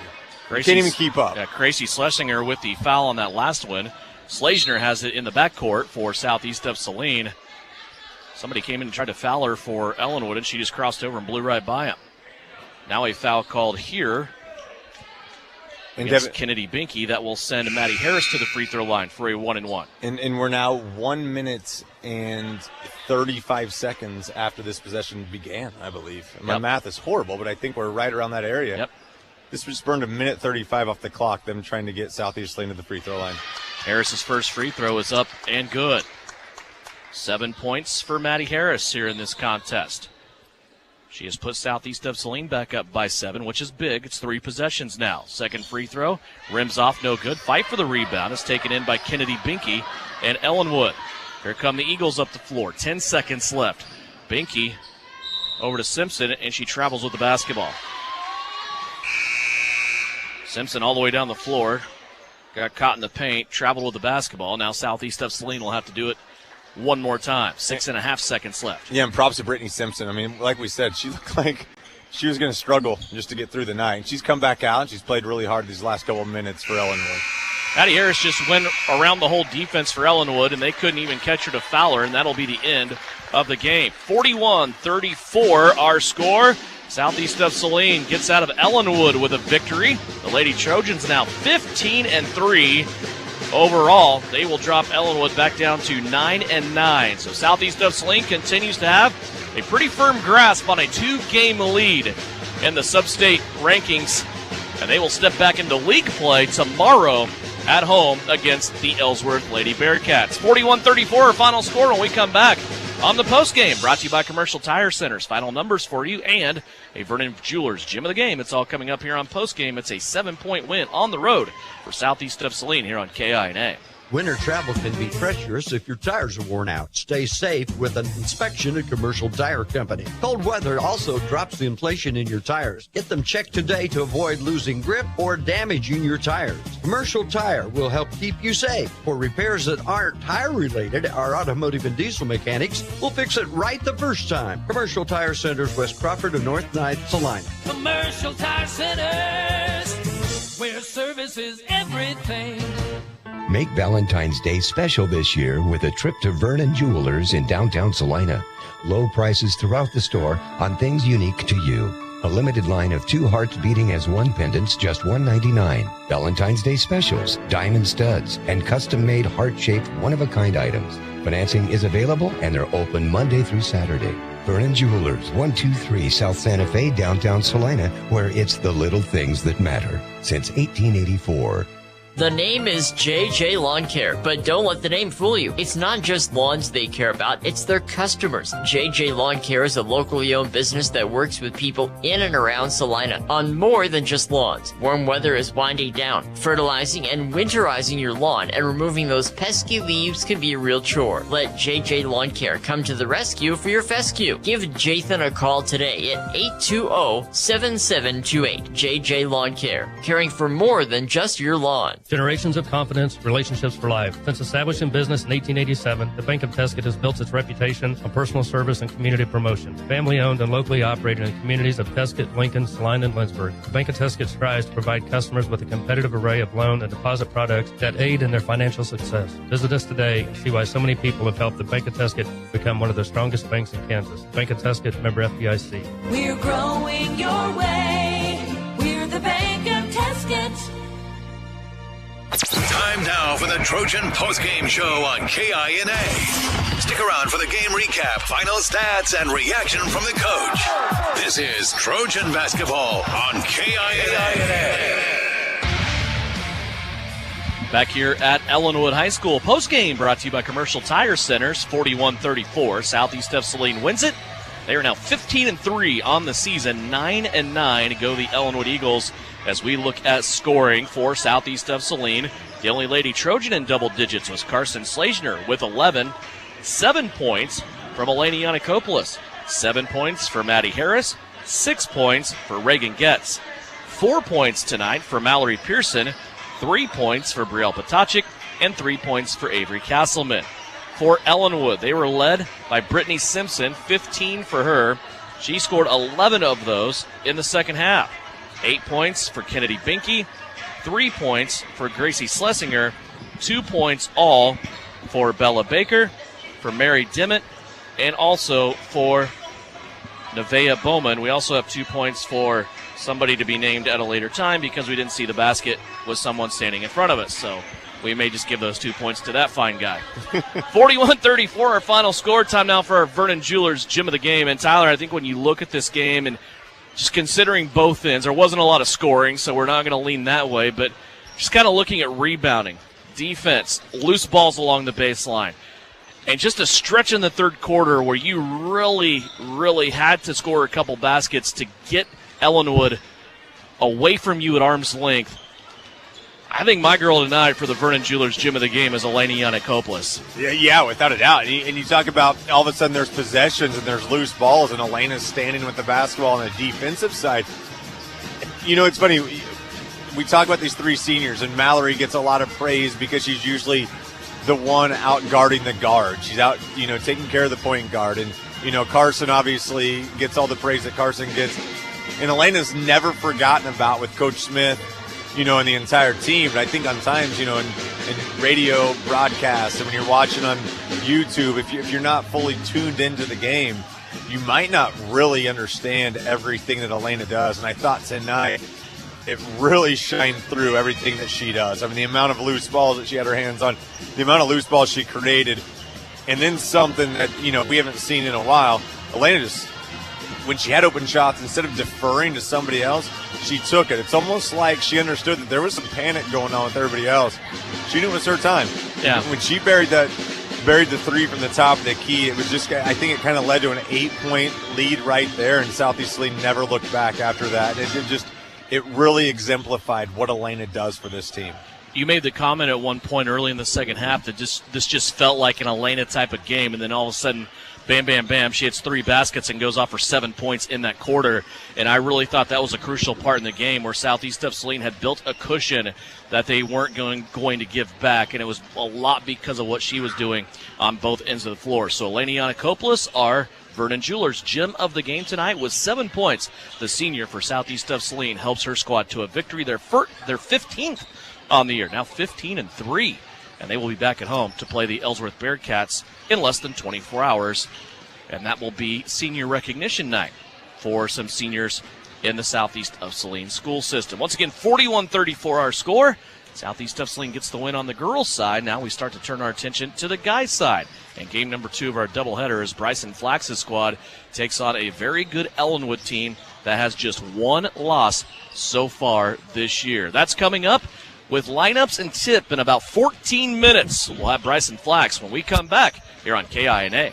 Are you looking for a local brokerage firm to help with your Medicare, life insurance, and annuities? L&L Advisors is the #1 local Medicare supplement and insurance specialist. Medicare can be confusing. Let the experts at L&L Advisors help make sense of it. Stop by one of 3 locations in Salina or McPherson and speak to an agent about the needs of your family. L&L Advisors, main office at 717 Roach, right off Crawford, and their second location in the Central Mall in Salina, and a new location in McPherson, based on honesty and trust. Contact L&L Advisors today.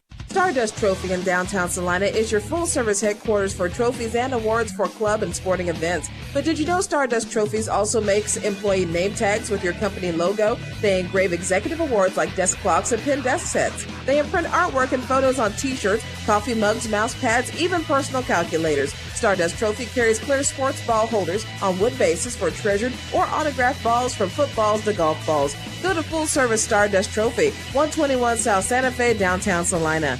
For nearly 40 years, Home Automotive Center has taken pride in taking care of the people of our community. And if you're interested in selling your car, we can help you with that too, with the Home Automotive Center buyback program. It's the easiest way to get the best price for your car. So when you're ready to sell, we're ready to buy. Simply bring your car to either dealership in Abilene or Salina, and we'll get you taken care of, because that's what we do best. Get your best price with the Home Automotive Center buyback program in Abilene and Salina.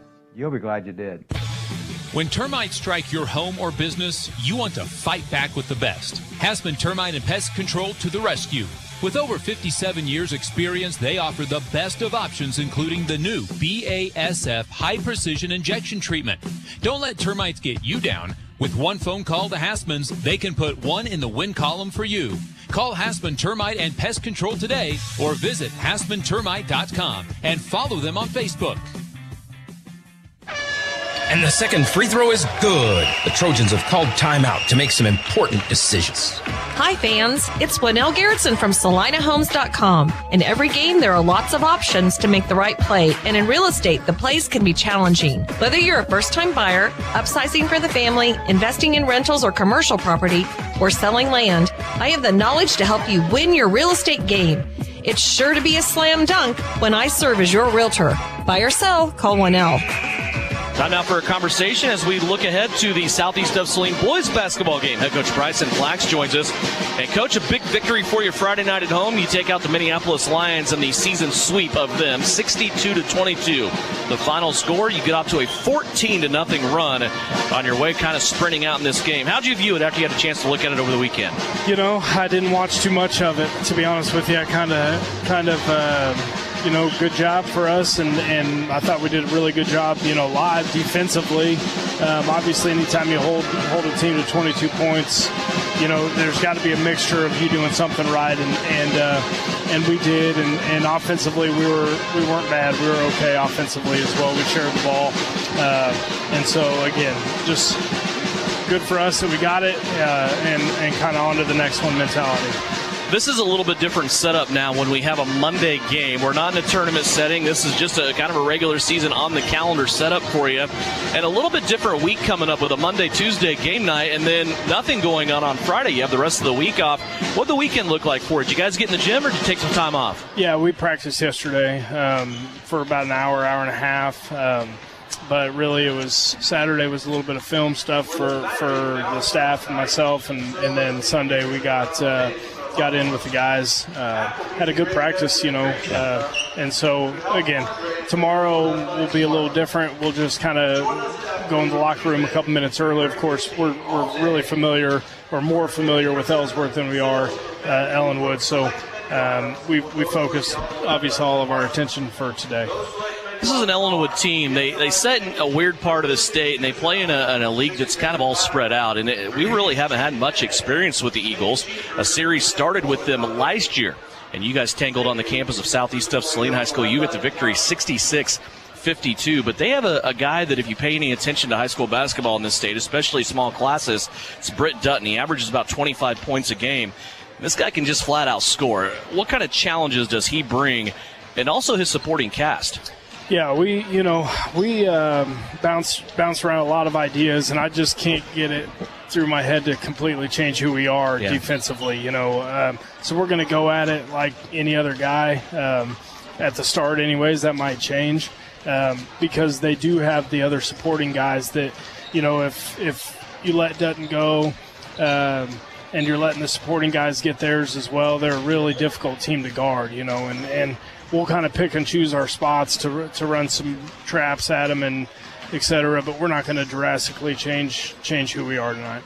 How much bearing does this game have as far as the officials calling it and what is or what isn't a foul? We see every game kind of take on its own personality with the way the officials may call that in any certain crew. I remember as we look at the stats from last year, Britt Dutton had 35 points against you in our gym, but half of those came from the free throw line. He shot 15 free throws. Yeah, and he's really crafty with his body, but at the same time, you're not doing him any favors by bailing him out because they're not going to bail him out at the next level like that. So we'll play it how it has to be played. Obviously we want to bring pressure and we want to be physical within the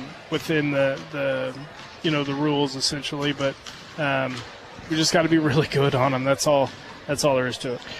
Back in the 70s, there was a guy that used to coach here. He just got out of the armed forces, from what I understand, and this is one of his first head coaching jobs.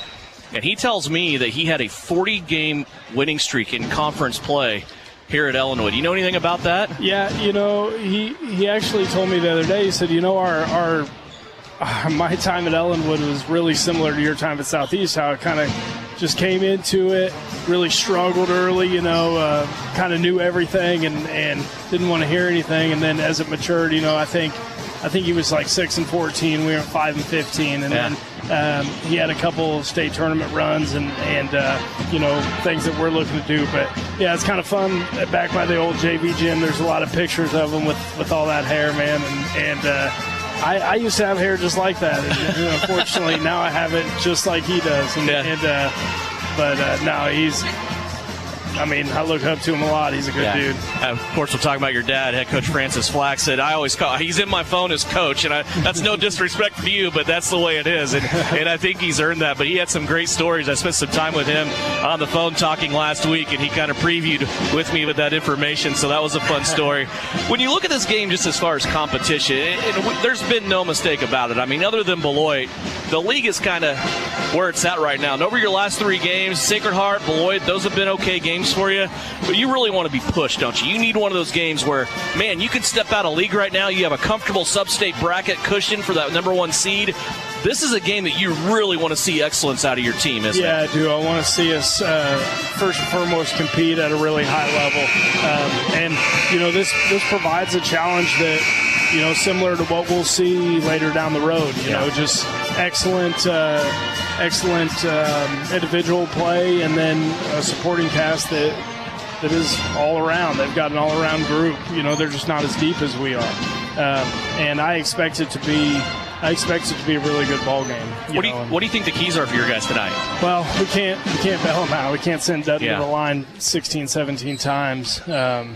But other than that, we can't give them second chances. If we make them work, and I think, Luke Gebhardt's going to start on them, and he'll make them work, but if we make them work and get a stop, we can't give it right back, and we can't allow them to get on the glass. Best of luck to you. We'll talk to you after the game. Thanks. Bryson Flax, head coach of the Southeast of Saline Trojans. His guys tonight taking on the Ellinwood Eagles and their really good player, Britt Dutton. That'll be an interesting game coming up. That is game number 2 of our doubleheader. Are you looking for a local brokerage firm to help with your Medicare, life insurance, and annuities? L&L Advisors is the #1 local Medicare supplement and insurance specialist. Medicare can be confusing. Let the experts at L&L Advisors help make sense of it. Stop by one of 3 locations in Salina or McPherson and speak to an agent about the needs of your family. L&L Advisors, main office at 717 Roach, right off Crawford, and their second location in the Central Mall in Salina, and a new location in McPherson, based on honesty and trust. Contact L&L Advisors today. The Appliance Center. It's where you go to shop for washers, dryers, kitchen appliances, furniture, pellet grills, TVs, and so much more. If you are looking for a local, family-owned business, visit the Appliance Center. We're in the big red and white building on South Broadway in Salina. Come experience the Appliance Center difference. To someone going through a difficult time, a text, a call, or a visit can mean so much. Reach out to the veterans in your life today. Let them know they're not alone. If you're a veteran in crisis or know one who is, visit veteranscrisisline.net for confidential support. The winter season may be here, but paintball fun is still waiting for you at Elite Sports. Elite Sports Paintball Complex, located 5 miles south of Salina, is open for special winter hours. Get the group together and visit Elite Sports on Saturdays and Sundays this winter from 11 until 4. Elite Sports features low-impact paintballs for the beginners or little ones, so everyone can have more fun. Visit them online at salinapaintballcomplex.com. Elite Sports Paintball Complex, open and waiting for you this weekend. Don't get caught on empty. Fill up on all your basic needs at Assaria Oil and Hardware. We want to be sure all our Trojans are fueled up for the big game. Whether you're on the field or in the stands, start with a full tank of gas for your car or your belly. Get your favorite pizza and snacks to have enough stamina to get that Trojan win. Assaria Oil and Hardware, located in Assaria at the corner of Center and Main. We'll fill you up. PRP, or platelet-rich plasma injection therapy, has received quite a bit of attention since its use by many professional athletes. Professional football players like Peyton Manning and Jamal Charles have used PRP therapy for sports injuries and to avoid surgery. But you don't have to be a world-class athlete with millions of dollars for this cutting-edge therapy. PRP is available to you in the Salina Pain Clinic. Call the doctors for a consultation and see if this treatment is right for you. See them at 200 South 5th in the Salina Surgical Arts Center. This is Trojan Basketball on KINA. Back at Ellinwood High School, countdown to tip-off brought to you by L&L Advisors. We get ready for what should be a really, really fun game. Southeast of Saline, they come in on the boys' side, ranked as the 10th ranked team in the state of Kansas in Class 3A. Ellinwood comes in as the 4th ranked team in Class 3A in the state of Kansas. Southeast of Saline, 14-3 overall, and they are stepping out of the NCAA, in which they have first place in league standings right now. They also have first place in their sub-state bracket after a big 62-22 victory over the Minneapolis Lions on Friday night. Southeast of Saline was led by Nikori Marco Palmer with 15 points, 12 points in the new season high, and a new career high for Drake Augustine. 10 points for Eli Sawyers and 8 points for Levi Allen. 7 points for Caden Isaacson in this game. This game a year ago at the campus of SES, Southeast of Saline won 66-52, but you will hear the name Britt Dutton all night long for the Ellinwood Eagles. He is averaging about 25 points a game, and he is coming off of a performance against Southeast 1 year ago where he scored 35 points. It's kind of a unique place for Southeast of Saline, and you might have heard Bryson Flax smiling when I asked him about some guy that used to coach here back when he got out of the military in the 70s. That would be his father, Francis Flax, what I refer to as the dean of college basketball, especially in the JUCO ranks. Francis was here for a little while, had a 3-year stretch here at Ellinwood where they won over 60 games in a 3-year stretch.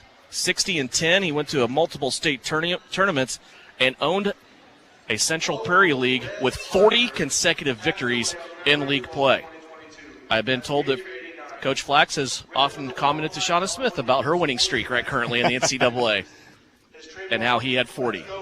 We'll step away. When we come back, we'll have starting lineups for you in the start of this one here from Ellinwood at Southeast of Saline and the Ellinwood Eagles here on KINA. Are you looking for a local brokerage firm to help with your Medicare, life insurance, and annuities? L&L Advisors is the #1 local Medicare supplement and insurance specialist. Medicare can be confusing. Let the experts at L&L Advisors help make sense of it. Stop by one of 3 locations in Salina or McPherson and speak to an agent about the needs of your family. L&L Advisors, main office at 717 Roach, right off Crawford, and their second location in the Central Mall in Salina, and a new location in McPherson, based on honesty and trust. Contact L&L Advisors today. Troublesome car repair? Everyone has told you it cannot be fixed or it's way too expensive? Try McKim Auto Service in Gypsum, Kansas. They do quick, dependable work and provide the lowest hourly rate in the area. McKim Auto will service your vehicle from front to back and everything in between. They treat you and your car like a friend or even family. McKim Service specializes in engine and transmission rebuilds. 701 Maple, Gypsum, Kansas. Wouldn't trust anyone else with my family car. So, if your repair seems grim, remember McKim. Give them a call today to make your appointment. A shield against the elements. Comfort in the midst of chaos. Shelter in the aftermath of destruction. For 75 years, Shelter Insurance has remained true to our promise to be there when you need us most. This is the heartbeat of our company, our why. Shelter Insurance. For your auto, home, and life. See me, Kelly Kitchener, at our brand new location, 1809 South Ohio in Salina. You're telling me your driver turns you on remotely? It feels so good. One gentle touch of a handy remote or mobile app and my motor is running. And don't fret, my little pickup pal. New Image Audio installs these inside trucks too. Oh, yeah. You'll want it when the winter chill hits. A remote start from New Image Audio for cars, trucks, even diesels. All systems remote and cell phone capable. Nationwide coverage. Get yours at New Image Audio on South Broadway in Salina. You're listening to Southeast of Saline Hoops on KINA. Back here in Ellinwood High School, ready for starting lineups. Let's first go over the Ellinwood High School Eagles. They come into this game with just 1 loss on the season. They are 16-1, and they are coming off of a 59-22 win over Kinsley on Friday night. They currently have a 4-game winning streak, and that winning streak dates back to earlier this month where they took their only loss of the season. That was a 10-point loss in overtime to the Pratt Greenbacks. So that is the only blemish on the record so far of Derek Joyner's Ellinwood Eagles. They will start Britt Dutton, one of the best players, especially small classes in the state of Kansas. 6'1", 160-pound junior, averages 24.9 points a game. Also 5 rebounds. He leads the team in steals with 2.5 per contest and 3.5 assists. Drew Hines also in the starting lineup. He is a 5'10" sophomore, averages 6 points a game and 2 rebounds. Cody Zink is a 6'3" senior who averages 6 points a game, also 7 rebounds per game. Parker Scheck averages 12.5 points a game. The 6'3" junior also gets 4 rebounds per contest. And Coy Binky, a 6'3" junior, gets 9.5 points per game and 4.5 rebounds. Coy Binky leads this Ellinwood team in assists with almost 5 assists per game. Now for the Southeast of Saline Trojans, currently 14-3 on the season. They're 8-0 in their league, the NCAA. They will start 4 juniors, including Eli Sawyers. 6'5" junior gets 17 points a game, 6 rebounds, and 3 assists. Nakari Morical-Palmer leads this team in rebounding, assists, blocks, and steals. 9 rebounds per game, 4 assists per contest, and 13 points per game scoring. Along with them, Drake Augustine coming off of a new career high. He's averaging now 6 points a game, 2 rebounds, and 2 assists. Also in the starting lineup, Luke Gebhardt, a 6'1" junior, averaging 11 points a game, 4 rebounds, and 3 assists per contest. And the 5th starter for Southeast of Saline will be Daniel Kerr, the sophomore, 4 points and a rebound and assist per contest. Bryson Flax is assisted by Trent Douglas and also Joe Ross. As we see the two teams take the floor for this game, Tyler Smith, your New Image Audio, keys to success tonight for a Southeast of Saline team. Well, Devin, it's all about the defense right now. It's all about how do you contain Britt Dutton. This is a completely different Ellinwood team than we saw a year ago. I mean, this Ellinwood team last year was a one-man band. It was the Britt Dutton show, and that was it. But you can just tell, I mean, this is a completely different team. I mean, there are weapons all over the place, and this is a great matchup for Bryson Flax and his Trojans. This is the type of place he wants to be in. He loves it midweek. He loves it Monday night. He likes a little bit awkward. If you're doing nothing else on a Valentine's evening, which I don't know what else you'd be doing right now, tune in, SalinaPost.com. You're in for a fun night of basketball with Southeast Saline and Ellinwood. That's help presented by our friends at Saria Hardware and Oil. Video live streaming on SalinaPost.com along with the radio broadcast. Southeast wins the tip. Daniel Kerr has it. They bring it down high post now to Sawyers. Out to Augustine. He'll go to the right-hand side. Nakari Morical-Palmer. And he tried to get it back to Augustine in the paint. It's going to be a turnover for Southeast of Saline. Southeast commits their first miscue on their first possession. Ellinwood down the floor. Cody Zink has it out to Dutton for a long two-pointer that's no good. Luke Gebhardt drawing the assignment of Britt Dutton here early on in this game. Still scoreless after each team has had a possession. Augustine has it on the left wing. He dumps it in down low to Sawyers. Back into the paint to Daniel Kerr, and they're going to call a baseline out-of-bounds step there for Sawyers. Yeah, and right there, it just looked like really good defense. It looked like Coy Binky just kind of sealed him off.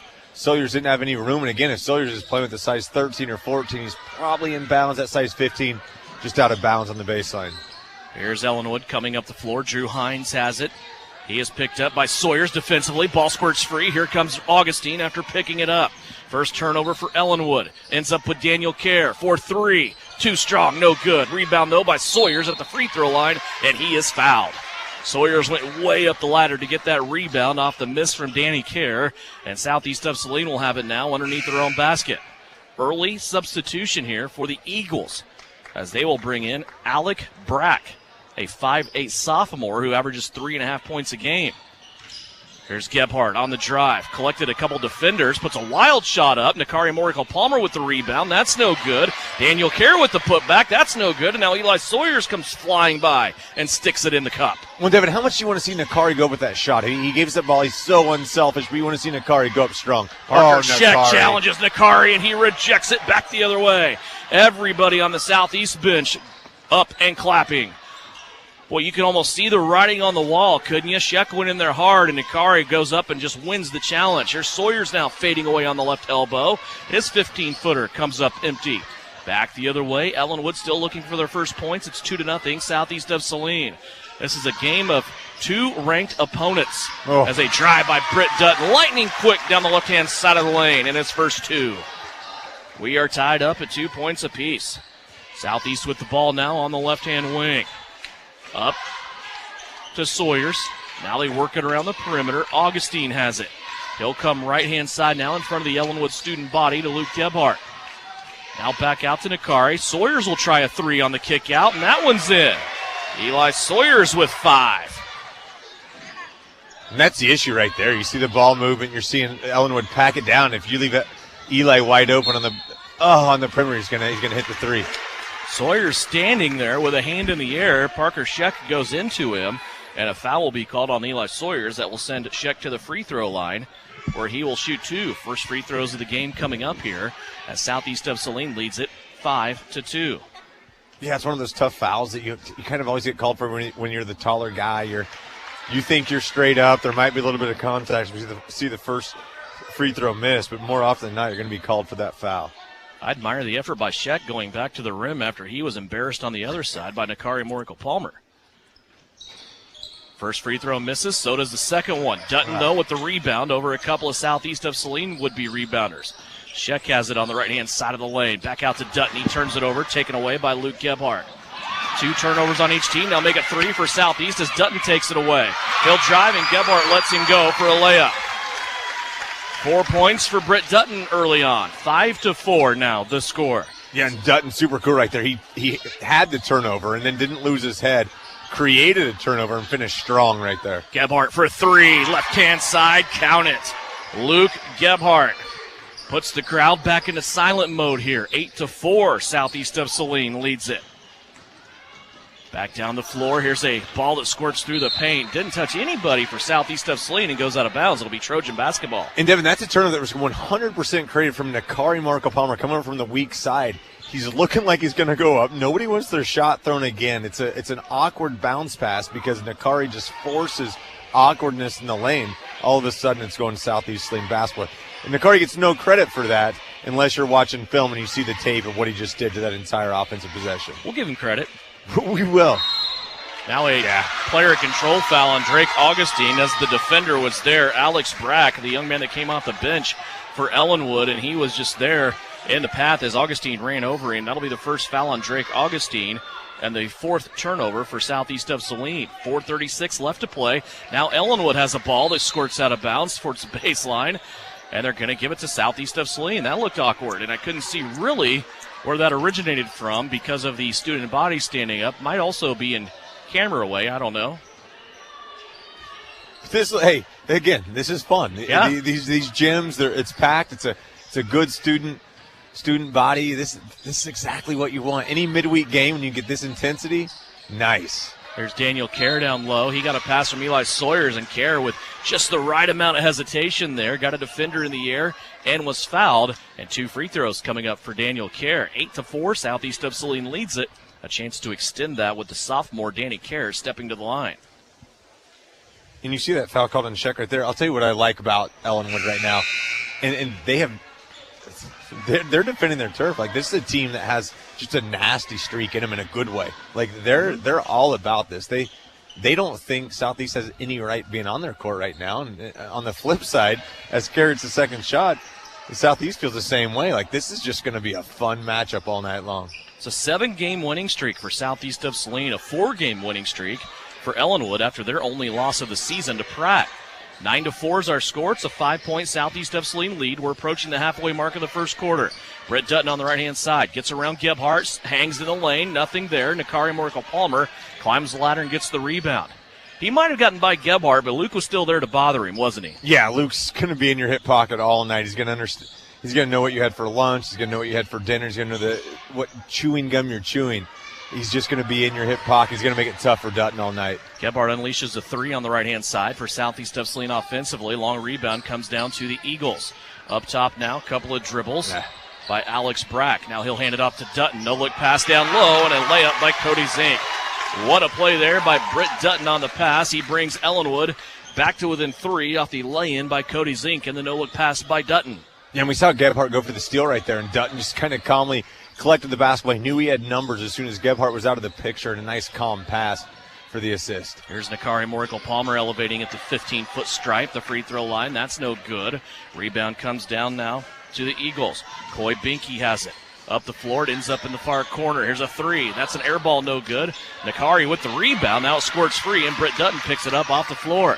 Eagles have it back, trailing by 3. Binky has it back, top of the circle. He'll go right-hand side now to Drew Hines. Hines will dribble this way, opposite of the scorer's table, and he'll pass it to Brack. Now back to Dutton. He goes behind his back, between his legs, pulls up from 15, and got it over the top of Gebhardt. 6 points early on for Britt Dutton, 9-8, Southeast of Saline leading. And Devin, I mean, Gebhardt's playing really good defense. I mean, he's standing there, he's right there. He's making Britt Dutton work for every single shot, and Dutton's just, he elevates. He elevates straight up. He's able to hit that 15-footer. There's a turnover now as Drake Augustine drags his pivot foot. It's the 5th turnover for Southeast of Saline. And right now, the Trojans hitting a bit of a drought here on their offensive end. They had a 5-point lead at 8-3. But a little 6-0 run here for the Eagles. Or excuse me, a little 5-0 run for the Eagles. 9-8, Southeast of Saline.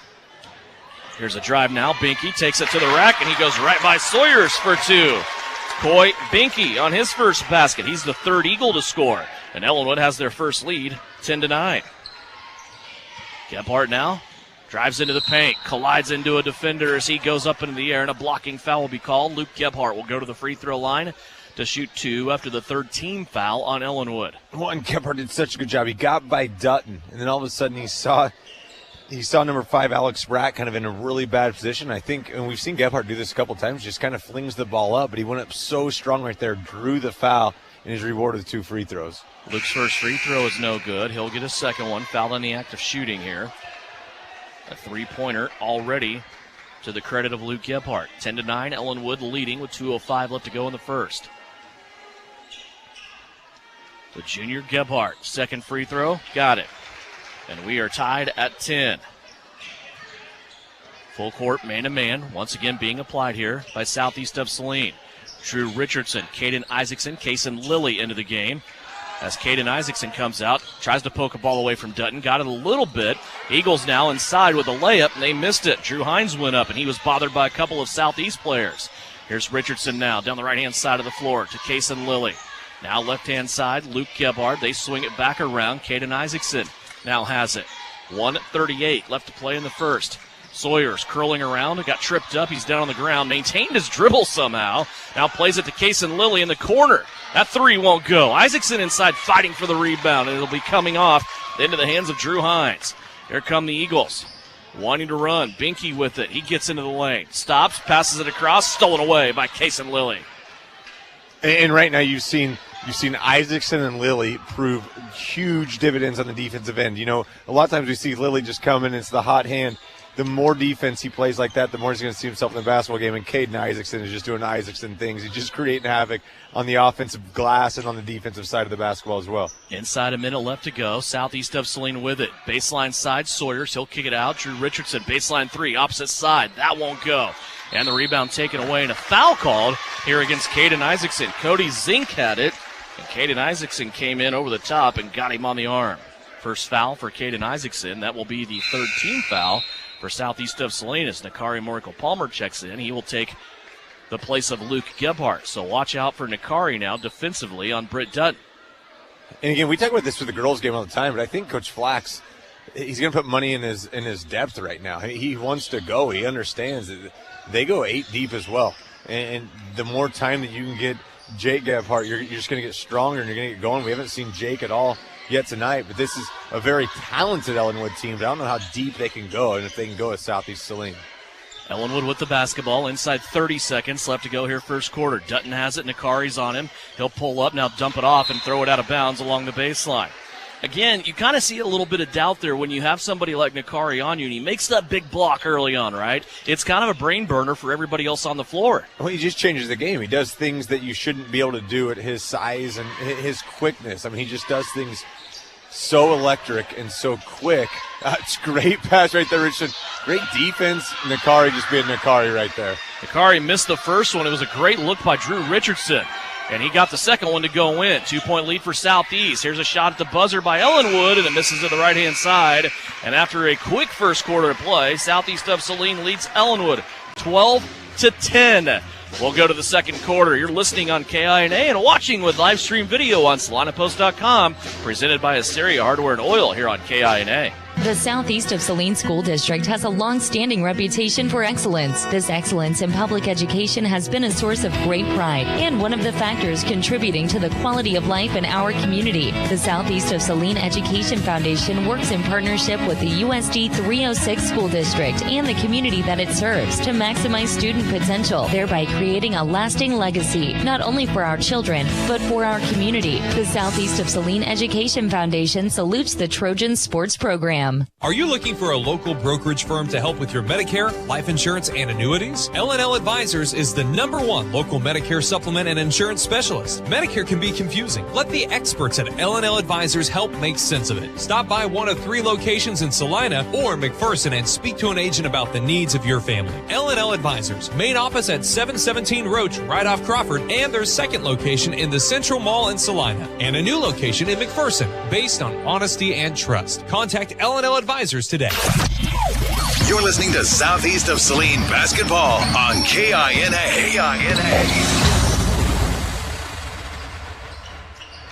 Ellinwood will start out with the basketball. Southeast of Saline has the lead 12-10 over a state-ranked number 4 ranked team in Class 2A, the Ellinwood Eagles. They have 1 loss so far this season. Here's Ellinwood inside. Parker Scheck goes up, misses it. Zink with the rebound, and his follow-up is partially blocked, and a foul called inside. To the free throw line will go Cody Zink. Southeast of Saline now with 14 fouls. And nice little play right there. And you see that Zink just attacked the bucket. It looks like the foul's going to be on Gebhardt on Jake. Just didn't have position right there. Went up, kind of got called with a little bit of a push. That's someone you see that you've got to seal the players off. You got to make sure you secure the defensive rebound if you're Southeast Saline. Foul was on Jake Gebhardt. Zink got the first free throw to go down. Second one also goes, and we are tied at 12. Southeast of Saline with it now. Token full court pressure by Ellinwood. Here comes Richardson up the floor to Nakari Morkel-Palmer. Three-pointer on the way. Too strong, no good. Gebhardt out-jumps everybody for the rebound. Luke Gebhardt hands it back to Nakari. Those two playing catch. Top of the circle now. Tied up. 7:33 left to go here in the first half. High post entry to Caden Isaacson. Now he'll come back to the right. Skip pass from Richardson to Gebhardt. Now to Morkel-Palmer on the left wing. Southeast having great ball movement here, and Drew Richardson drains the 3. Drew is in the scorebook now. He becomes the 5th Southeast of Saline player to score. Well, you said it. It's the amount of times the ball was moving. I mean, all of a sudden Drew was left with a wide open shot, nobody within 5 feet. Great finish. There's Parker Scheck getting inside. The bump from Nakari. Nakari never raised his arms on that play, and Scheck was able to get up over the top and score. Parker Scheck's first 2 of the game. Then you have to talk about when you're going against a shot blocker like Nakari, you want to get your body into him, and that's what Scheck did right there. Got his body into him. Nakari couldn't go up, couldn't get to the basketball. Good finish from Scheck. Here's a beautiful pass inside by Caden Isaacson. He'll find Nakari Morkel-Palmer down low. Now Nakari has 4, and we'll have a foul called here on Luke Gebhardt. He's flat on his back over by the Ellinwood bench, and Drew Richardson goes running over to help him up. Gebhardt's they're going to find loose balls, and they're going to try to get their hands on those loose balls. Great hustle from Gebhardt. Gebhardt collects his first foul. 5 team fouls now for Southeast of Saline. 17-14 is our score. Ellinwood has the basketball. They trail by 3. Working it off, Britt Dutton now left-hand side. Floater as he goes up towards the rim. That won't go. Gebhardt nearly tipped it back in the cup for Southeast, but it comes off. Drew Richardson gets the rebound and was fouled. 4th team foul now for Ellinwood. And it's for Parker Scheck, and that is his second. You can just see the amount of tension that Dutton gets. I mean, Dutton drives base, and all of a sudden there's 2 or 3 Trojan defenders. And if he misses a short shot like that, all of a sudden there's 4 Trojans going up for the rebound. Really, you see Scheck just fighting for the board and getting called for the second foul. Eli Sawyer's back into the game along with Drake Augustine. Richardson and Isaacson will take a break here for Southeast. Trojans lead it by 3 here on the road. 6:05 left to go, second quarter. Nakari Morkel-Palmer with it, top of the circle. He'll go left now to Luke Gebhardt. High post to Sawyers. He curls around a no-look pass to Jake for a reverse layup. Jake Gebhardt on the feed, and that is our Everhart Precision Ag precision pass of the game. A no-looker from Eli Sawyers that leads to a Jake Gebhardt 2-point basket. Now good defense here by Southeast. They had an Ellinwood Eagle trapped up against the half-court stripe and a timeout called by the Eagles. 5:44 left to go in the second. It's a 30-second timeout. Trojans lead it by 5 here on KINA. Salina Septic Services provides septic services including septic tank installation, inspection, and repair. In addition to professional septic tank services, we also provide portable restroom rentals. We have many options available, including his and hers portable restrooms and hand washing sinks. Setup, service, and removal are all part of our rentals. Whether you project a long-term construction job or a family gathering, we guarantee a clean porta potty. Find us today at salinasepticservice.com, proudly supporting the Southeast of Saline Trojans. Work hard, play hard. Good luck, Trojans, from Roselawn Memorial Park in Salina. To learn more, visit roselawsalina.com. 19-14 our score. 5:44 left to go here. Second quarter. Southeast of Saline leading Ellinwood. If you're just going to have one game on a Monday, why not make two state-ranked opponents go at it, right? Here's a leaner now by Britt Dutton and a left-handed shot off the window. The foul. Okay. Who's this foul going on? Surely not Sawyers? They're going to say Jake Gebhardt. That's his second. Okay. Sawyers went flying by. He was in the area. We couldn't tell if it was 1 or 11. Those are the two jersey numbers. Gebhardt's going to get it, and that is his second. And Gebhardt is showing how crafty he is right there. He's just putting his hand up in the air. He knows that a foul on him is far. I don't want to value a foul, but he knows if it's on him and not Sawyers, that means a lot more. Sawyers now drives in down low, feeds it back to Jake Gebhardt for 2. Tells you, he says thank you. Yes. He says thank you for taking that foul. Here's a layup. Jake Gebhardt looking good here early on. Here's Dutton all the way down the paint, leaves it off, and a charging foul called, collected by Eli Sawyers. Dutton was a little sped up. You could tell there, and whether he was going to shoot or not, Sawyers was going to take the contact, and a foul on Dutton is his first. Yeah, great job from Sawyers planting the heels in the ground. Boy, here's what you love about a player like Dutton. I mean, he gets called for a foul. It's one of those controversial things. Immediately just stands up. I mean, there's no reaction. He understands he's going to, he's still going to attack the bucket, and you're going to have to be a tough player like Sawyers to do that again. 21-17 our score. Southeast of Saline leading by 4. Jake Gebhardt with it. Now to Drake Augustine. Nakari Morical-Palmer gets into the mix. They're all out there with Sawyers and Luke Gebhardt. Here's a drive by Augustine. Can't get it to go. Jake Gebhardt inside. Cleans it up and was fouled. Could this be the Jake Gebhardt coming out party? 6 points, and he's stepping to the line to get another one. How do you account for that? I mean, how do you account for Jake Gebhardt? You're worried about Sawyers. You're worried about Morical-Palmer. You're worried about Luke. There's so many people who are trying to keep up the glass. Jake Gebhardt just knows exactly where to be. He is massive in the paint right now for Southeast of Saline. Gebhardt's free throw, a little short. Dutton with the rebound for Ellinwood.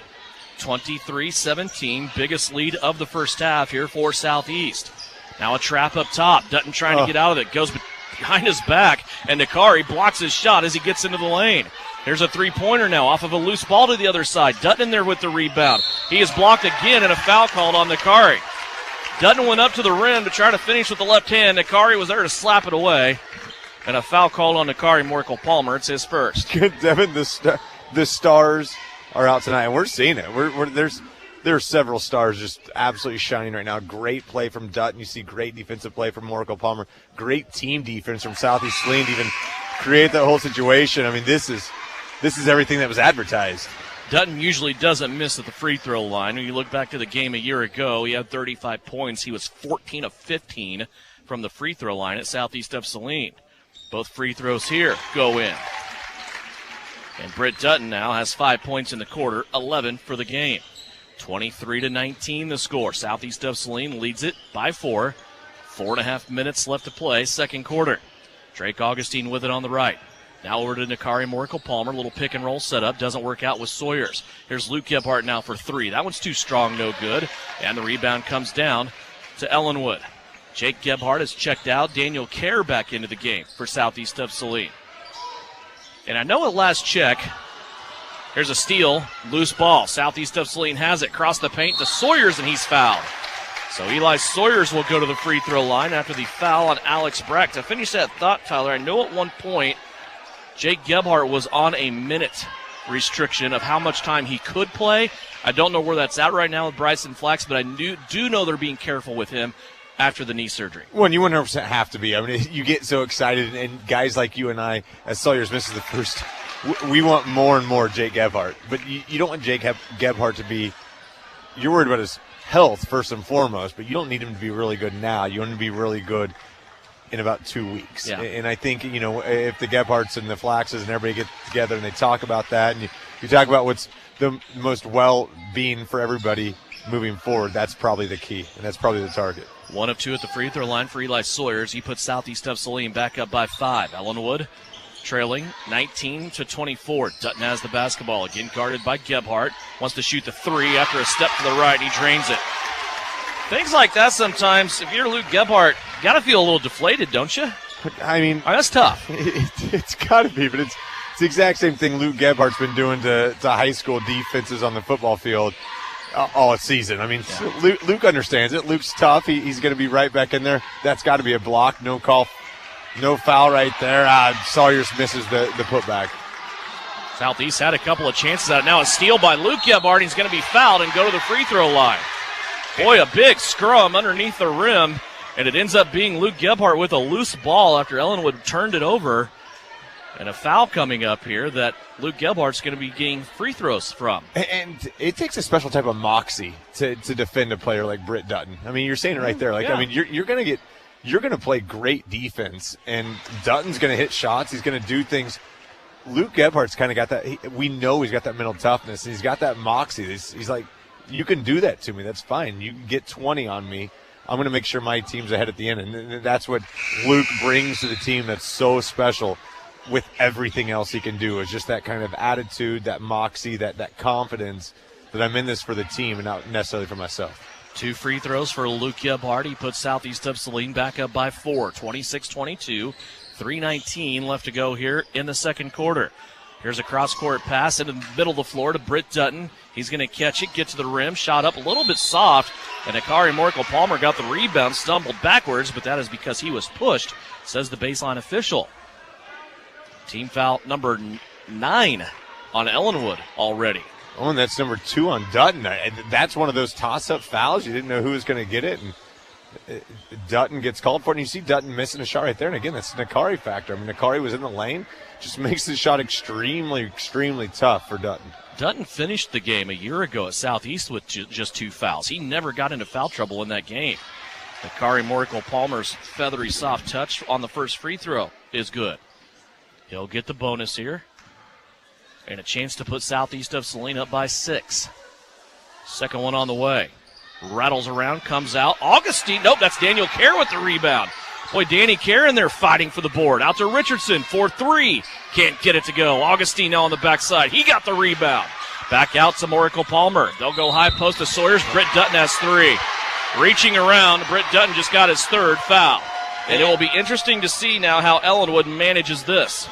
And if you're watching online, you're seeing a lot of spectators. You're seeing a lot of animated spectators. They want over the back calls, but there's no contact being made from Ellinwood. There's no physicality. You're just seeing Southeast Saline sky over them for rebounds.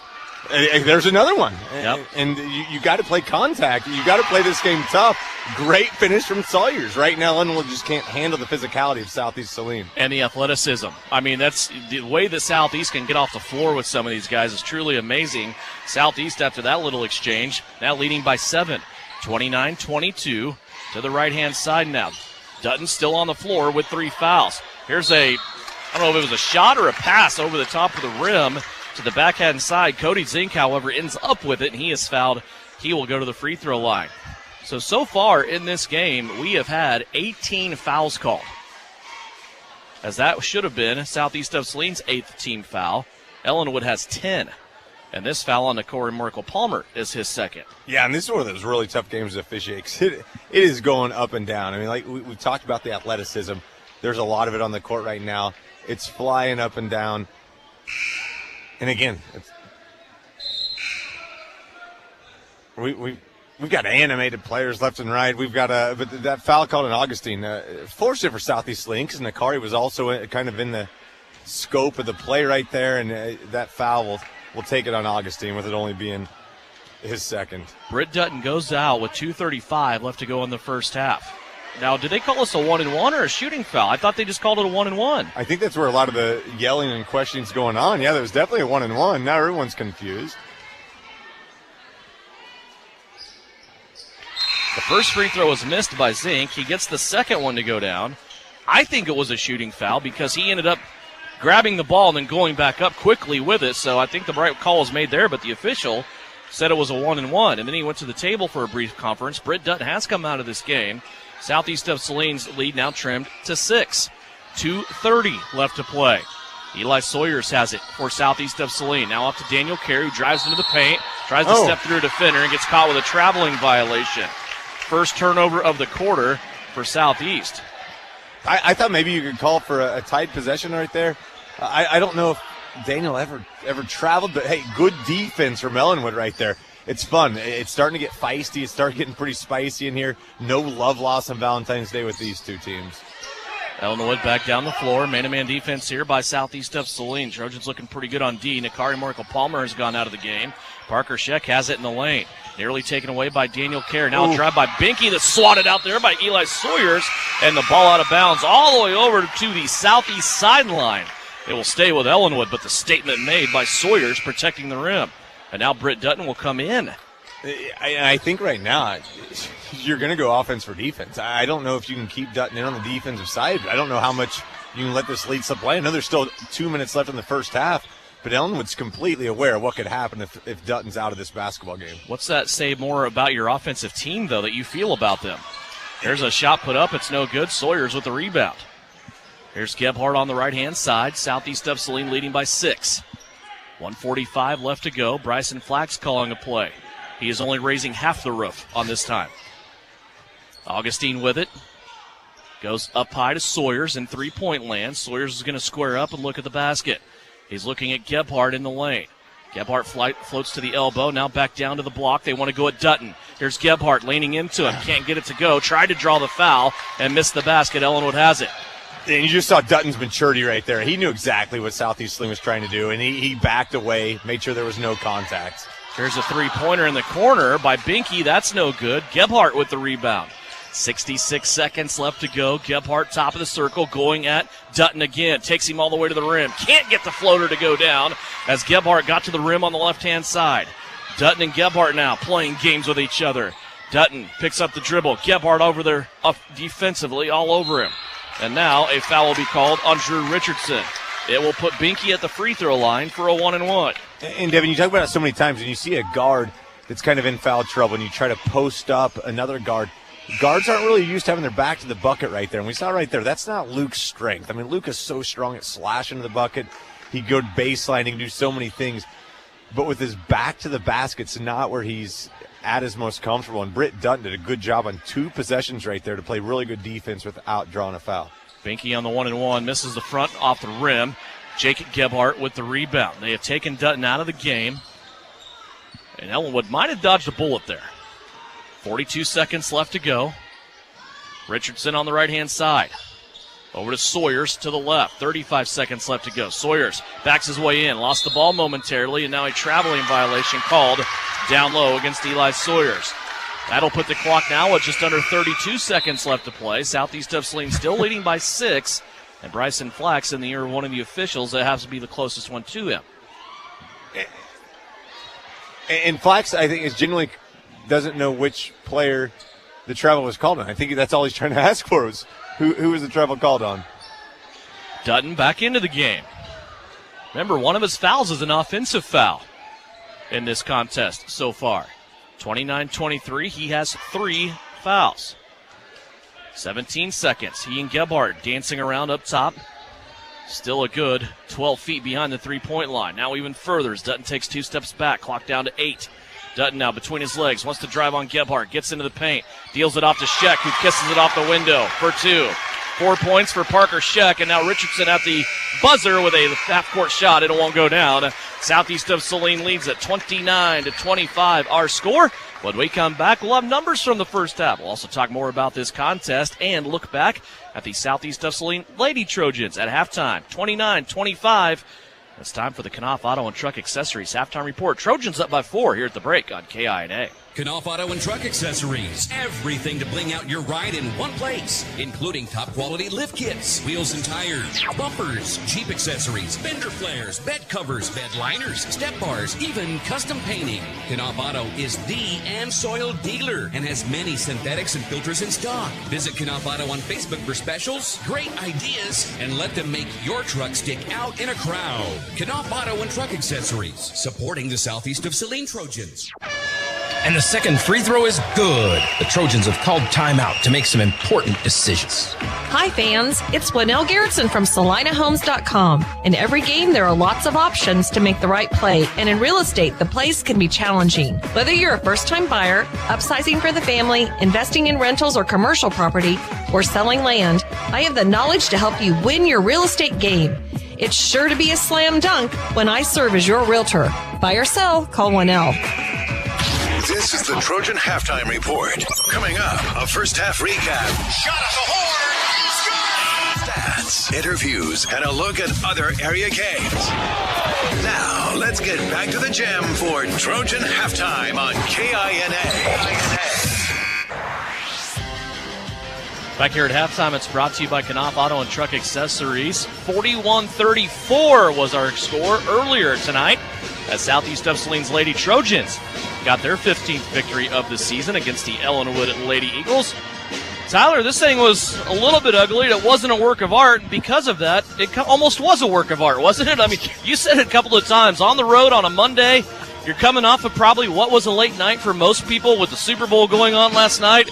And you get on the road to Ellinwood, you take the bus trip, and you get a victory 41-34 over the Lady Eagles. Yeah, I think at times you get spoiled. And yeah, I think absolutely. maybe we're just spoiled by our riches right now. You know, there's a 15-3 Lady Trojans team, and you know, talking to Coach Smith and Coach Reedy after the game, they both kind of just put their hands in the air and said that's what happens. Defense travels.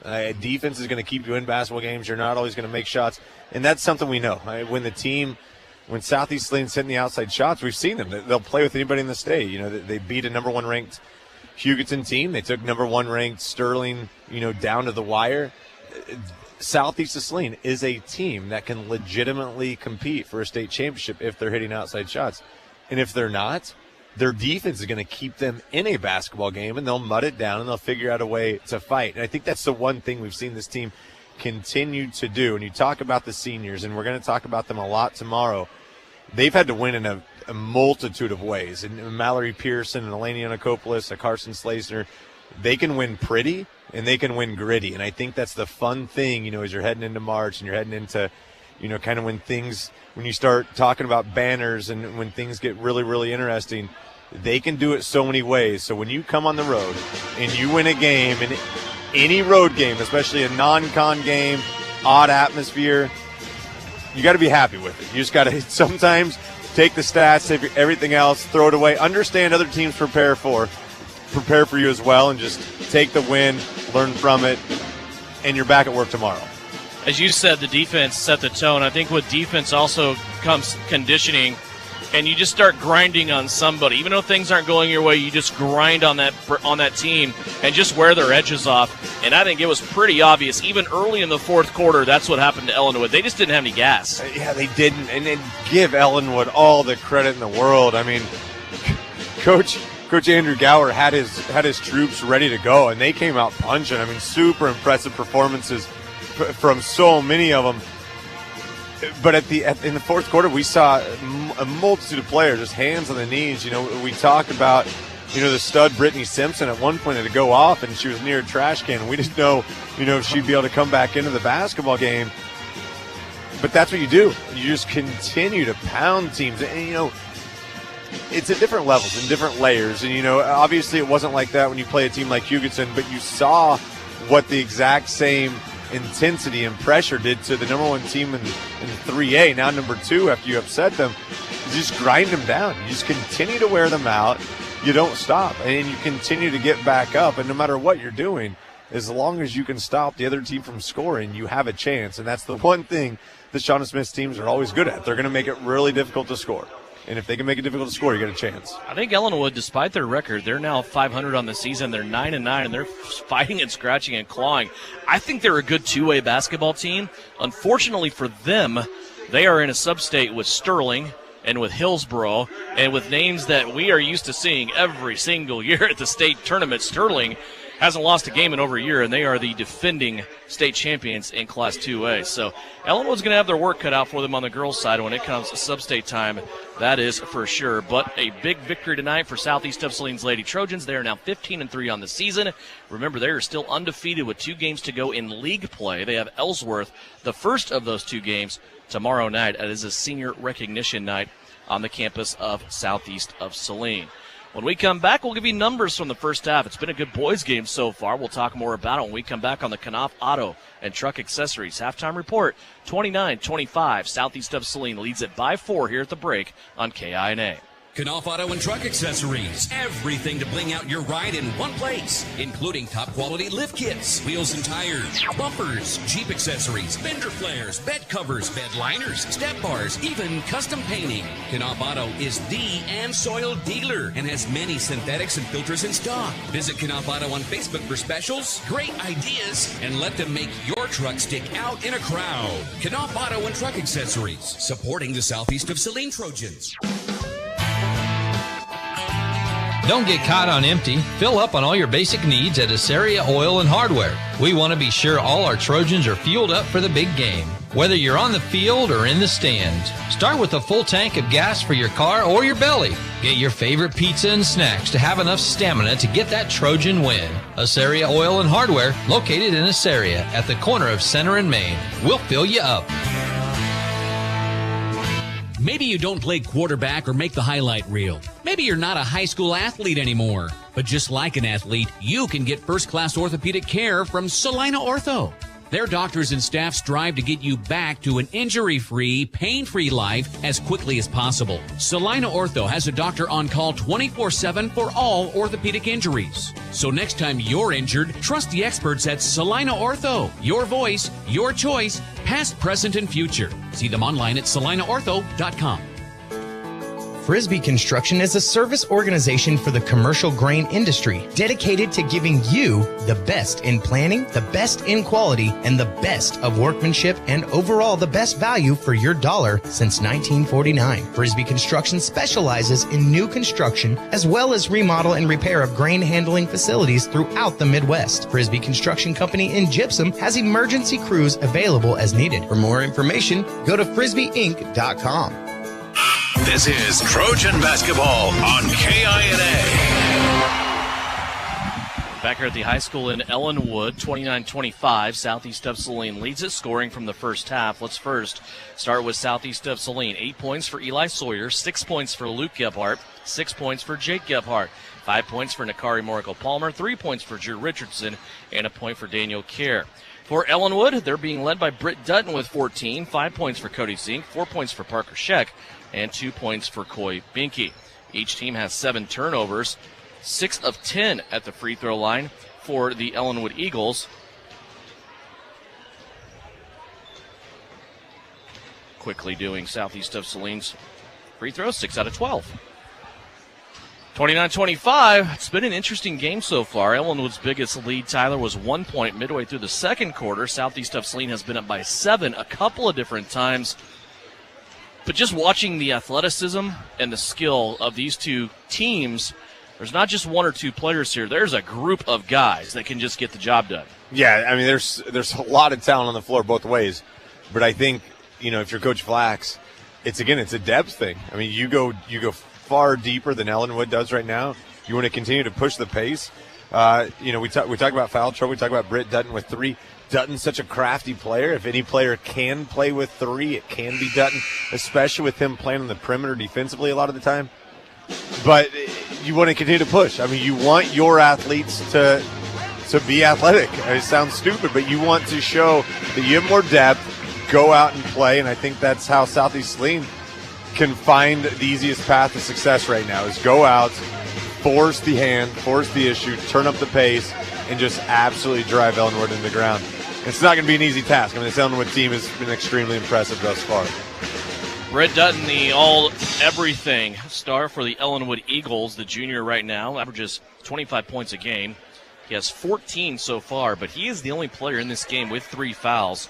There is 4 other players with 2 fouls, 2 on each team. Nakari Morrico-Palmer and Jake Gebhardt for Southeast of Saline, Parker Scheck and Alex Brack for the Ellinwood Eagles. So we start out, Ellinwood trails by 4. The Eagles will start out with the basketball. Luke Gebhardt draws the assignment quickly of Britt Dutton, who has the basketball coming across the line. And Bryson Flax is wanting to know why they don't have the ball to start first half. And he's pointing the possession arrow. There's a lot of confusion. As Dutton buries the 15-footer, Flax still talking about it.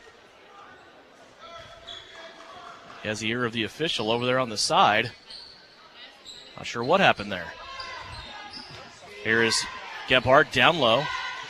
Nakari Morrico-Palmer now into Daniel Kerr, who puts a wild one up high off the window, and that's no good. Here comes Britt Dutton back the other way. Gebhardt giving chase. Might have poked the ball free. Dutton, though, is going to have it as he bounces out to the left-hand side on the wing. Now a pass inside. Scheck has it. He'll rise up over Nakari and score. Parker Scheck with a half a dozen. Yeah, so Scheck did a really good job. He was off balance when he went up. It's almost like Nakari didn't think he was going to go up, so never contested the shot. Good finish from Scheck. Here's Sawyers with a muscle move inside. That ball set on the front of the rim and thought about going in, but it doesn't, and a foul called down low. By the reaction, I think it's going to be Parker Scheck, and that will be his third. When I was going to say, as we talk about the foul trouble that Ellinwood's getting, you want to see a concerted effort getting the ball to Eli down on the block. I mean, we know Eli can burn you from the perimeter. He can do so many things. But if Eli can establish himself from the block, it's going to put Ellinwood in a bunch of problems. Especially with Scheck having 3 fouls now. Sawyers makes the first free throw. Deliberation still going on the far sideline. Whose ball it should have been to start this half. Sawyer's second free throw, too strong, no good. And the rebound is be contained by Cody Zink for the Eagles. 30-29, our score. I also just realized we're getting no public address. I've been through a game and a half, and there's no public address. There's a long three-pointer by Dutton, and that's good. And Ellinwood up by 2. Boy, that one was from downtown. 19 points now for Britt Dutton. He comes out and scores 5 here quick early on in the third quarter. Daniel Kerr has it. Now over to Nakari. Morrico-Palmer will swing it on the other side. Now Sawyers has it. He'll flip it back out to Nakari. He thought about the 3. Now he wants to put it on the court. Couple of dribbles, some help side defense there by Ellinwood. A beautiful pass inside to Sawyers. Eli couldn't get it to go, but then gets the tip. 3 points for Eli Sawyers as those two work inside. And the more Eli can contribute down low and establish that, you're going to see more Ellinwood players go down there. It's going to open up stuff from the outside, but I think before often or not, you're going to see Britt Dutton get himself down low, and that's when you're going to maybe attract a 4th foul. Dutton nearly had a poke away from behind, spins off another defender, and he puts the 2-pointer in. Look out. 7 points already, 21 for the game for Britt Dutton. It's a 2-point Ellinwood lead once again. Southeast of Saline with it on their offensive end. A pass inside to Gebhardt, who is wide open and puts it in the cup. The pass came from Eli Sawyers as he and Gebhardt change positions. Gebhardt working down on that left block. 34-34 as we seesaw back and forth now. Ellinwood working on the left-hand side. They'll swing it around now in front of their own student body to the right-hand side of the floor offensively. Dutton goes behind his back to Scheck. That ball poked out of there, but it's going to be picked up by Cody Zink. Now back to Dutton. Goes right into the chest of Sawyers. Once, twice. There you go. Control. Sorry. 4 fouls now for Britt Dutton. Dutton got away with the first one, but then the second one, he went right into the gut of Eli Sawyers, who was already reeling from the first contact. So Dutton will have his fourth foul. And another turnover here. Ellinwood's first of the half, 8th of the game. And he'll have to go to the bench. Now the question, Tyler, is how long will he stay there? As long as you can keep it within grasp, I think. But you see that cat and mouse all the time. And that first time, normally, if it doesn't get called, you never go back to it. And Eli, great positioning. And whether it's a foul or not, you can't do it that many times and not get called. Now a turnover southeast of Saline. Luke Gebhardt is running down the floor trying to get possession away, but Ellinwood's going to follow it up and in. That was Drew Hines with the basket. Correct? No. Yeah. There's bodies. Yeah. There's bodies hitting the floor everywhere. We've got all kinds of. I initially thought it was Zink, but it very well could have been Hines. Okay. Now a ball that's being deliberated about over on the far side. Southeast of Saline will keep it here on their offensive end. Sawyer's with it, mid-lane. Now plays it back out to Nakari Morikel-Palmer. Baseline to Daniel Kerr. Reverse layup. Good. Boy, Danny made that look easy, didn't he? First field goal of the game. And it's always funny when a lefty finishes from the right side. It doesn't always look so natural, but right there it looked extremely smooth from Kerr. And when you do that, your body's protecting your shooting hand with the left hand. So that was a nice little play there by Daniel Kerr. We're all tied up at 36. Ellinwood trying to stay in there with their star Britt Dutton on the bench. We're halfway through the third quarter. Boy, some of these quarters, the first and now the third in this game, have just zipped right by. That's what happens when you have good basketball, right? Yeah, it really is. Really fun basketball. Really strong finish from Cody Zink again, elevating, getting that ball over Sawyer's reach. Zink with another 2. He has 7 in this game. Ellinwood back up 38-36. Augustine with it. Back over to Daniel Kerr on the left. Bryson Flax yet to go to his bench here in this third quarter. Here's Gebhardt, and they call a player control foul. I don't know about that. The guy that's been playing on Gebhardt the last couple of times on the floor, Drew Hines, has flopped a couple of times. And I don't know that much contact warranted him going on the floor.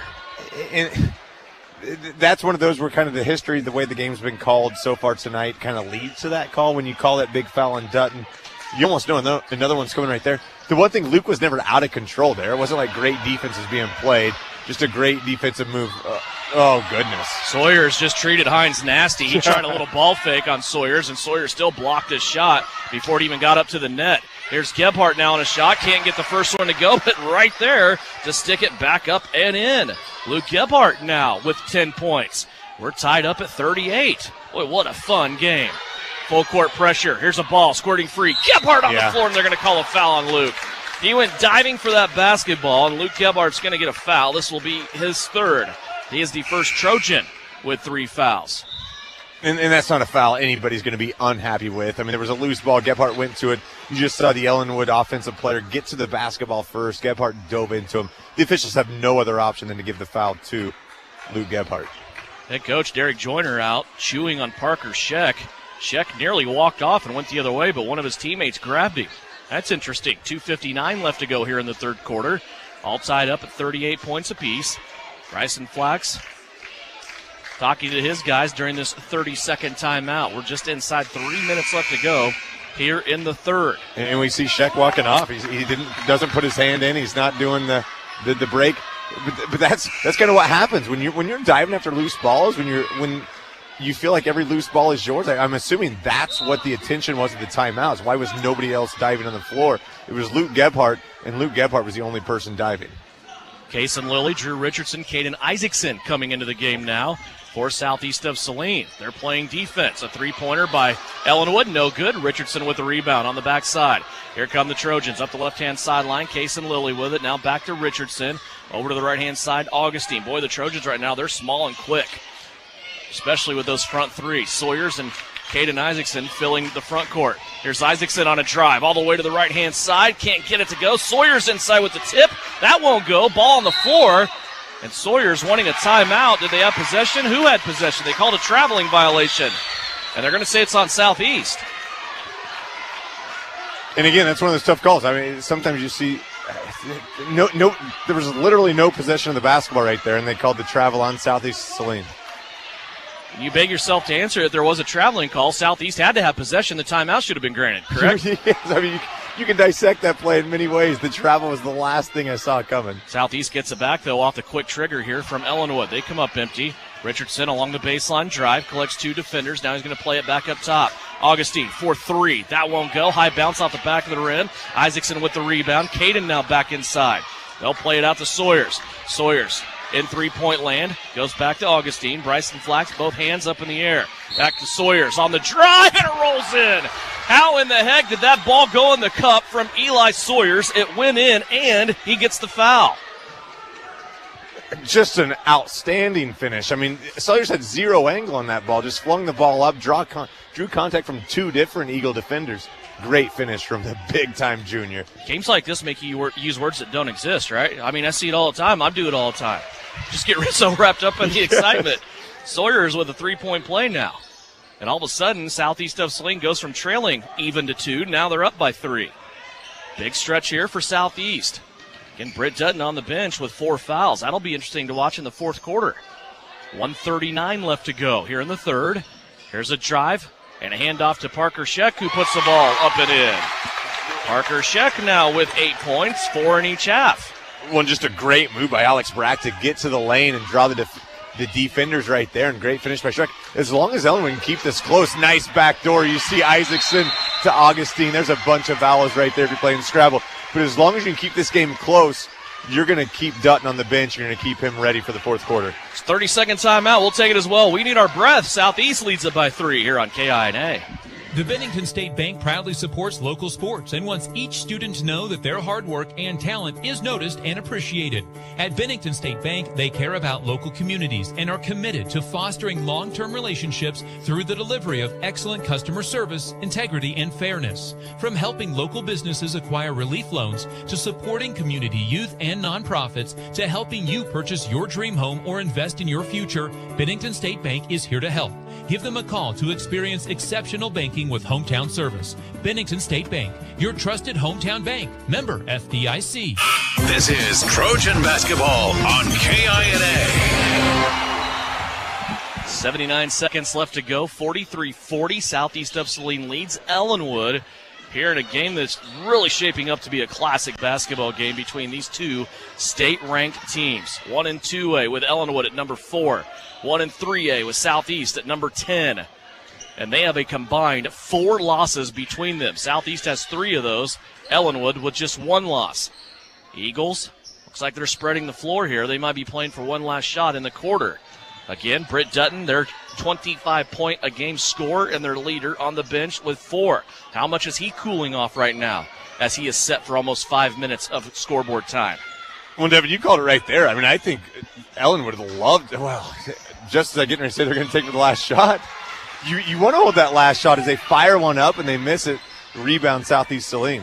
Hikari Morico-Palmer has it. 27 seconds left to go. He looks left, now gets it back from Drew Richardson. Hikari now backing it out. Cody Zink comes out to defend him. Now over to Caden Isaacson. Bryson Flax has something up his sleeve here. Hikari still with it. 12 seconds left. Between his legs, a little bit of contact there. No foul called. Hikari comes out of it. Plays it in the corner. Isaacson for 3. Too strong, no good. It's a run out for Ellinwood, but they can't take advantage of it.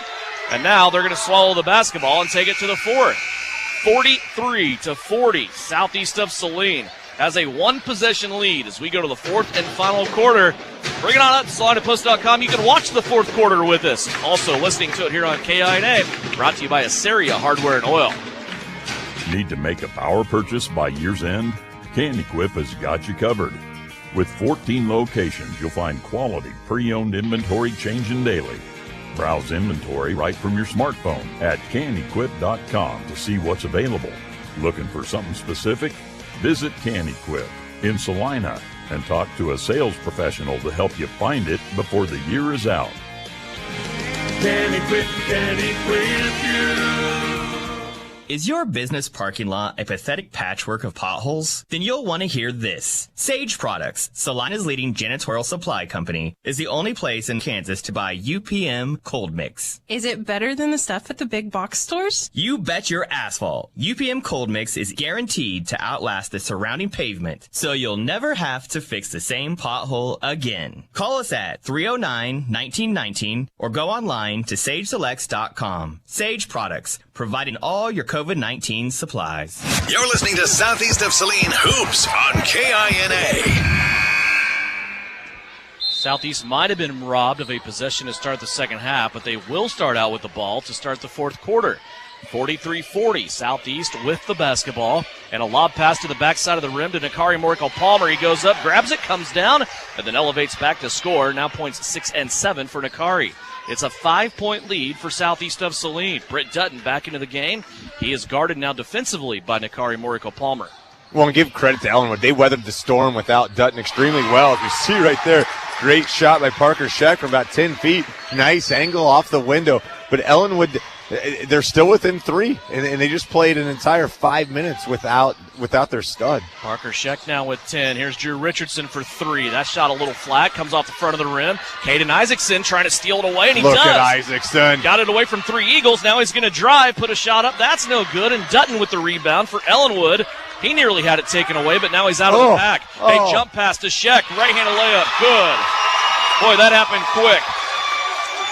Parker Scheck now with 12. And Devin, Dutton elevated and threw that pass left-handed. I mean, he threw that half court on a line. Great pass. This is going to be a player control foul on Eli Sawyers, and the defender was already falling down. That's just an unfortunate call for Southeast of Saline. And again, you see, Coach, like, if you're going to set this precedence, it's going to be interesting to see how this game's called from here on out. We talked about in the girls' game, if you're going to start giving that call, it's going to change the way you're playing defense. It's only the second foul on Sawyers. That's a great Here's job. Falling down. He goes into the lane. Sawyers takes it away. Here comes Eli up the floor to Nakari. He's going to go up. Finger roll is good. Talking about transition, Southeast can get it done too that quick. And a full timeout called by Southeast of Saline. Out of that back and forth, Southeast still comes out of it with a 3-point advantage. And we are only 90 seconds in to the fourth quarter. Full timeout, we'll take it as well. Southeast wants a break here on KINA. Suburban Appliance Center is your official dealer for Traeger grills. Check out this 6-in-1 versatile unit that grills, bakes, smokes, roasts, braces, and barbecues. Suburban is your exclusive dealer for Timberline series, and they have your Traeger spices too.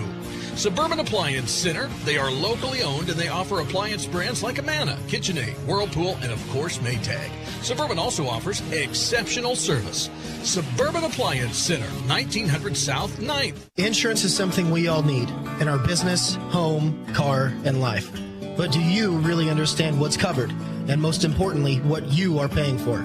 Hi, this is Rob Carlson in the Salina office of Smart Insurance. Change is good, especially if you haven't looked at your insurance policy lately. I can help you understand what you need and where the gaps are in your coverage. We provide free quotes and take pride in looking out for you. Smart Insurance, with locations in Salina, Abilene, and Harrington. Give us a call today. You're listening to Southeast of Saline basketball on KINA.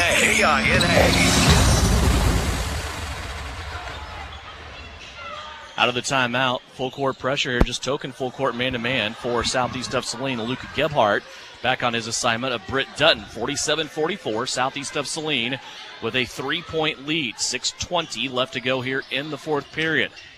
Nakari Morikel-Palmer, Kason Lilly, Jake Gebhardt, Luke Gebhardt, Drew Richardson on the floor. Near steal by Luke. Britt Dutton's going to spin away and hit the three. Big basket there by Britt Dutton. It's his first one of the fourth quarter. And you saw Gebhardt immediately just say that's on him. He knows he cannot go for that steal. He's got to stay in front of Britt Dutton. You cannot gamble on Dutton because he'll kill you if you give him just an inch, and he just did it right there. Inside, Jake Gebhardt turns and scores. Boy, there was resistance there. 2 Ellinwood Eagles against Jake Gebhardt, but he scores over the top. He has 8, and that is a new career high. So he works his way back from that football knee injury. 49-47, Southeast of Saline up by a bucket. Dutton pulls up, mid-range, shot won't go. Nakari on the backside with the rebound for Southeast. Here comes Morikel-Palmer across the stripe and the Eagle head at center court. Sawyers has hopped up off the bench. He has Drake Augustine with him in his sidecar. They're going to go to the scorer's table and wait on a break in the action. Jake Gebhardt on the right wing. Now to Kason Lilly. Up top, Drew Richardson. They bring it around the perimeter. Ends up with Luke Gebhardt in the corner. Now back to Nakari Morikel-Palmer. He has Parker Scheck on him. Over to the left, near steal by Ellinwood. Now Luke Gebhardt's going to drive, and they're going to call a blocking foul down low. And again, it's extremely interesting. And you hear an analyst like Jay Billis talk about this all the time. The easy call is the charge. It's rarely the charge because Feeder usually said there was minimal contact right there. You saw the body fly, and we've seen Alex Brack a couple times. And I think Alex Brack a lot of times gets the benefit of the doubt being a smaller defender. He went down right there, called for the block, but we've seen him. He's tough. I mean, he's sticking his feet in there, but a really good call, I thought, right there from the officials. Drake Augustine will inbound it.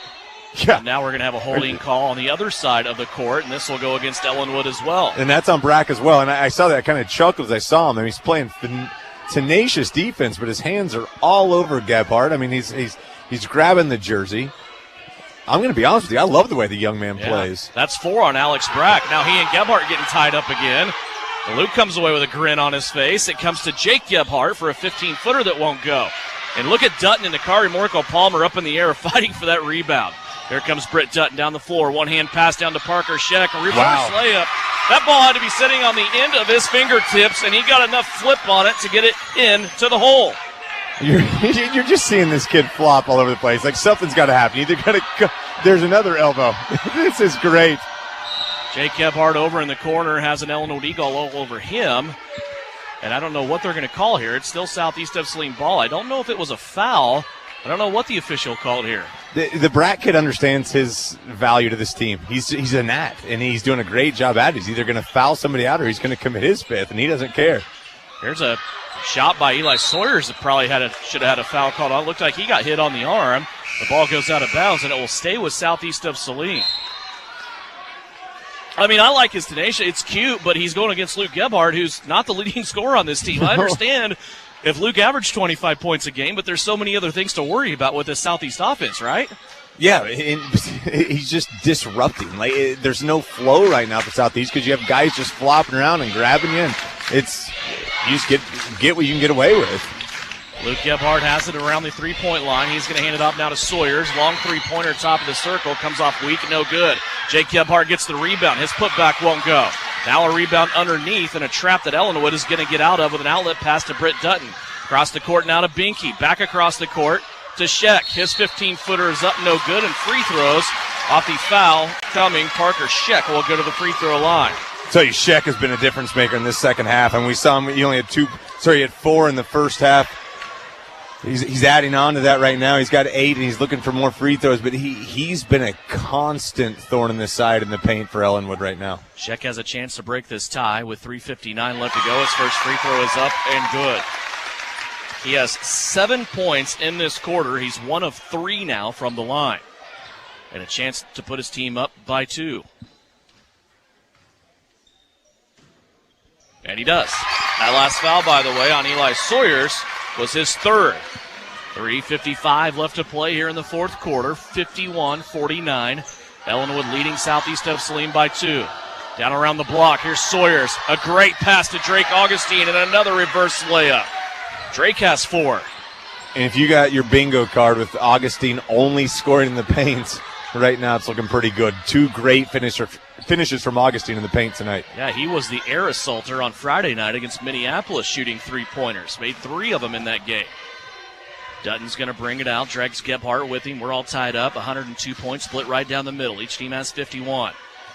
He'll hand it off over to Binky. Binky gets into the paint. Now he's stuck. Back to Dutton. Dutton floater on the left hand. Off the window is good.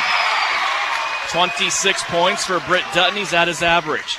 And Ellinwood leads it by 2. 3:05 left to go. Jake Gebhardt with it. Now Nakari. Drake Augustine. Drake will go back to the right now. To Jake Gebhardt. Inside Nakari. Gets the contact. Floater up and good. 11 points for Nakari Morrico-Palmer. We're back tied at 53. It's just so smooth when Nakari gets it there. It's just, you wonder why not more often. I mean, and sometimes the flow just doesn't happen. The offense doesn't work like that. But Nakari, when he catches the ball and he elevates, it looks so easy. Your heart rate's at 100, right? And when Nakari gets the ball, it automatically goes down to 53. That's the way it is. 2.5 minutes left to go here. Britt Dutton out, dribbling the basketball. You almost wonder if they want to hold here for the last shot. I don't think so, but it kind of had that feel to it. Here's Dutton coming off the screen. He falls down on the left-hand side. His shot missed, and now Ellinwood's going to throw it away. Well, Devin, I'll tell you what, they're gassed. We saw this in the girls' game, and you're seeing, gosh darn, Parker Schreck, who has played his absolute tail off, is gassed. I mean, he was crouching over when the team when Ellinwood had the ball on offense. They're struggling right now. We talk about the depth of Southeast of Saline, and this is exactly why you have that depth. Meanwhile, Southeast just keeps on subbing people in. Now Drew Richardson into the game for Jake Gebhardt. Sawyers has it, fakes the handoff, goes backside to Augustine. He goes to the window and scores. Drake Augustine on those back cuts has been absolutely money here in this fourth quarter. Southeast back to a 2-point lead. 55-53.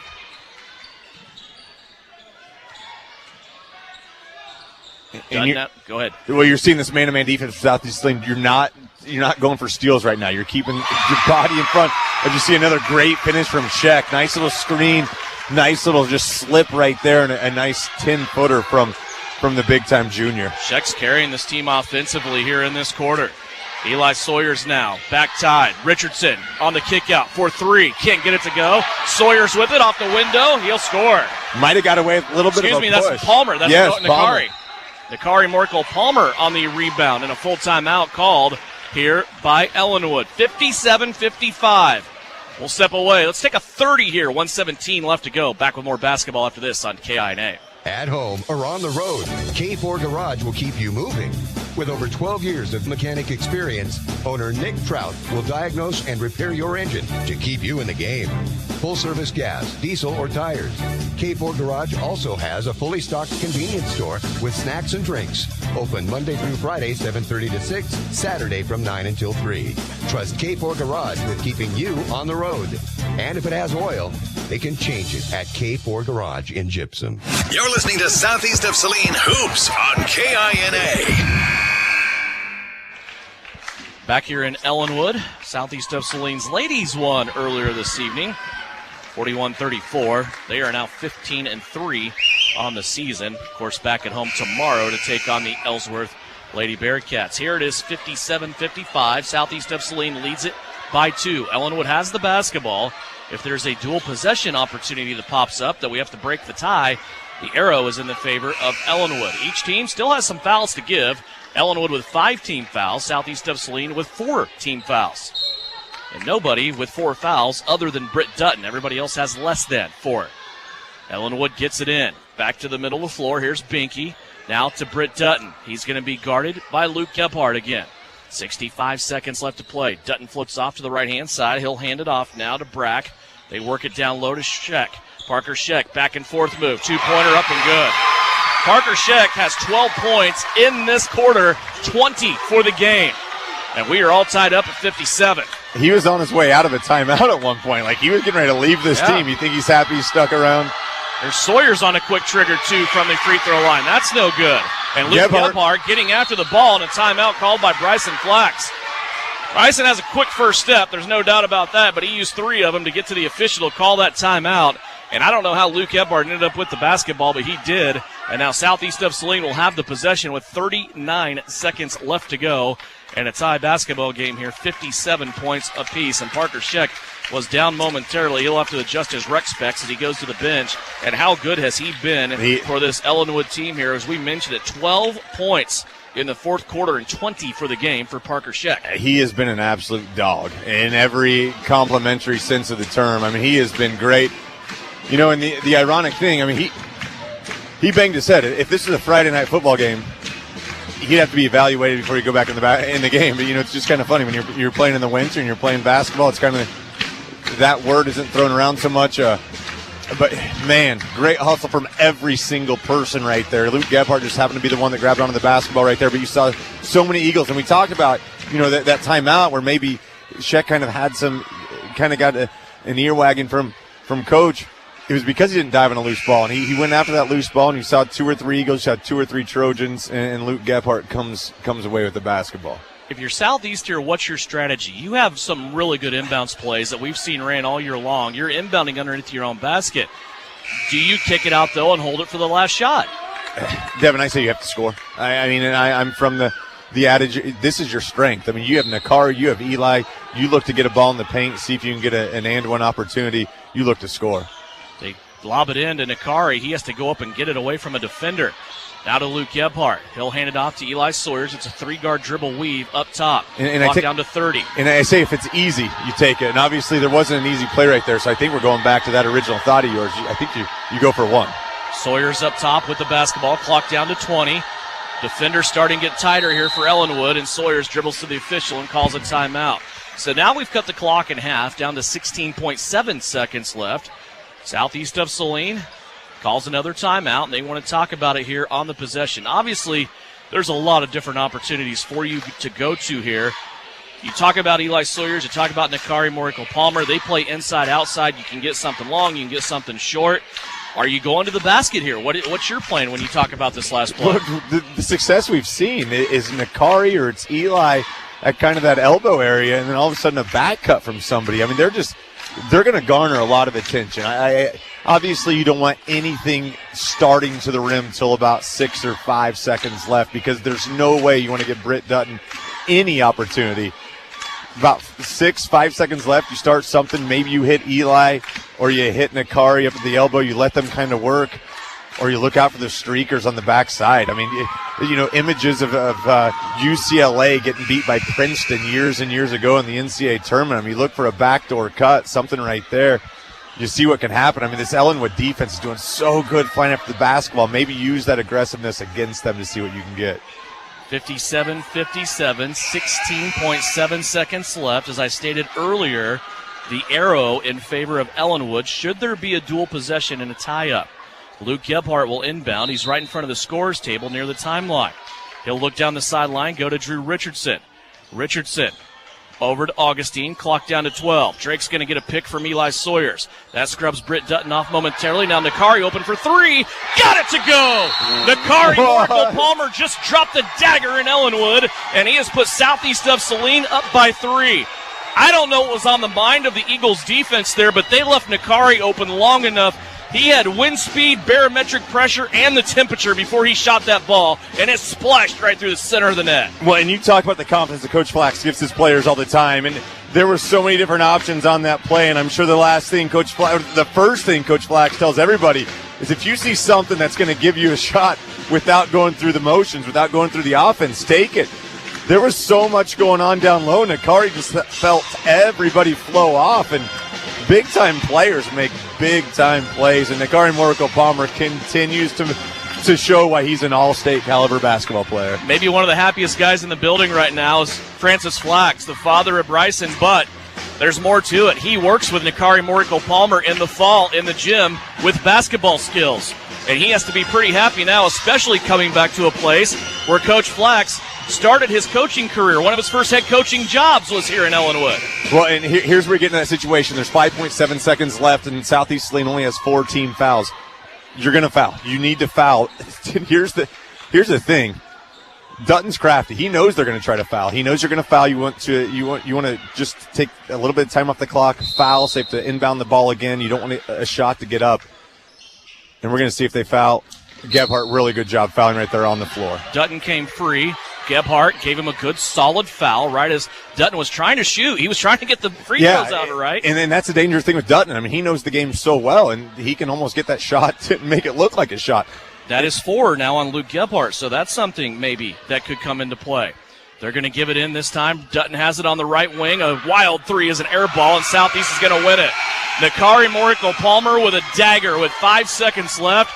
And Southeast of Saline has handed Ellinwood their second loss of the season. The 10th-ranked team in Class 3A. They continue to roll. They have a winning streak now that has reached 9, right?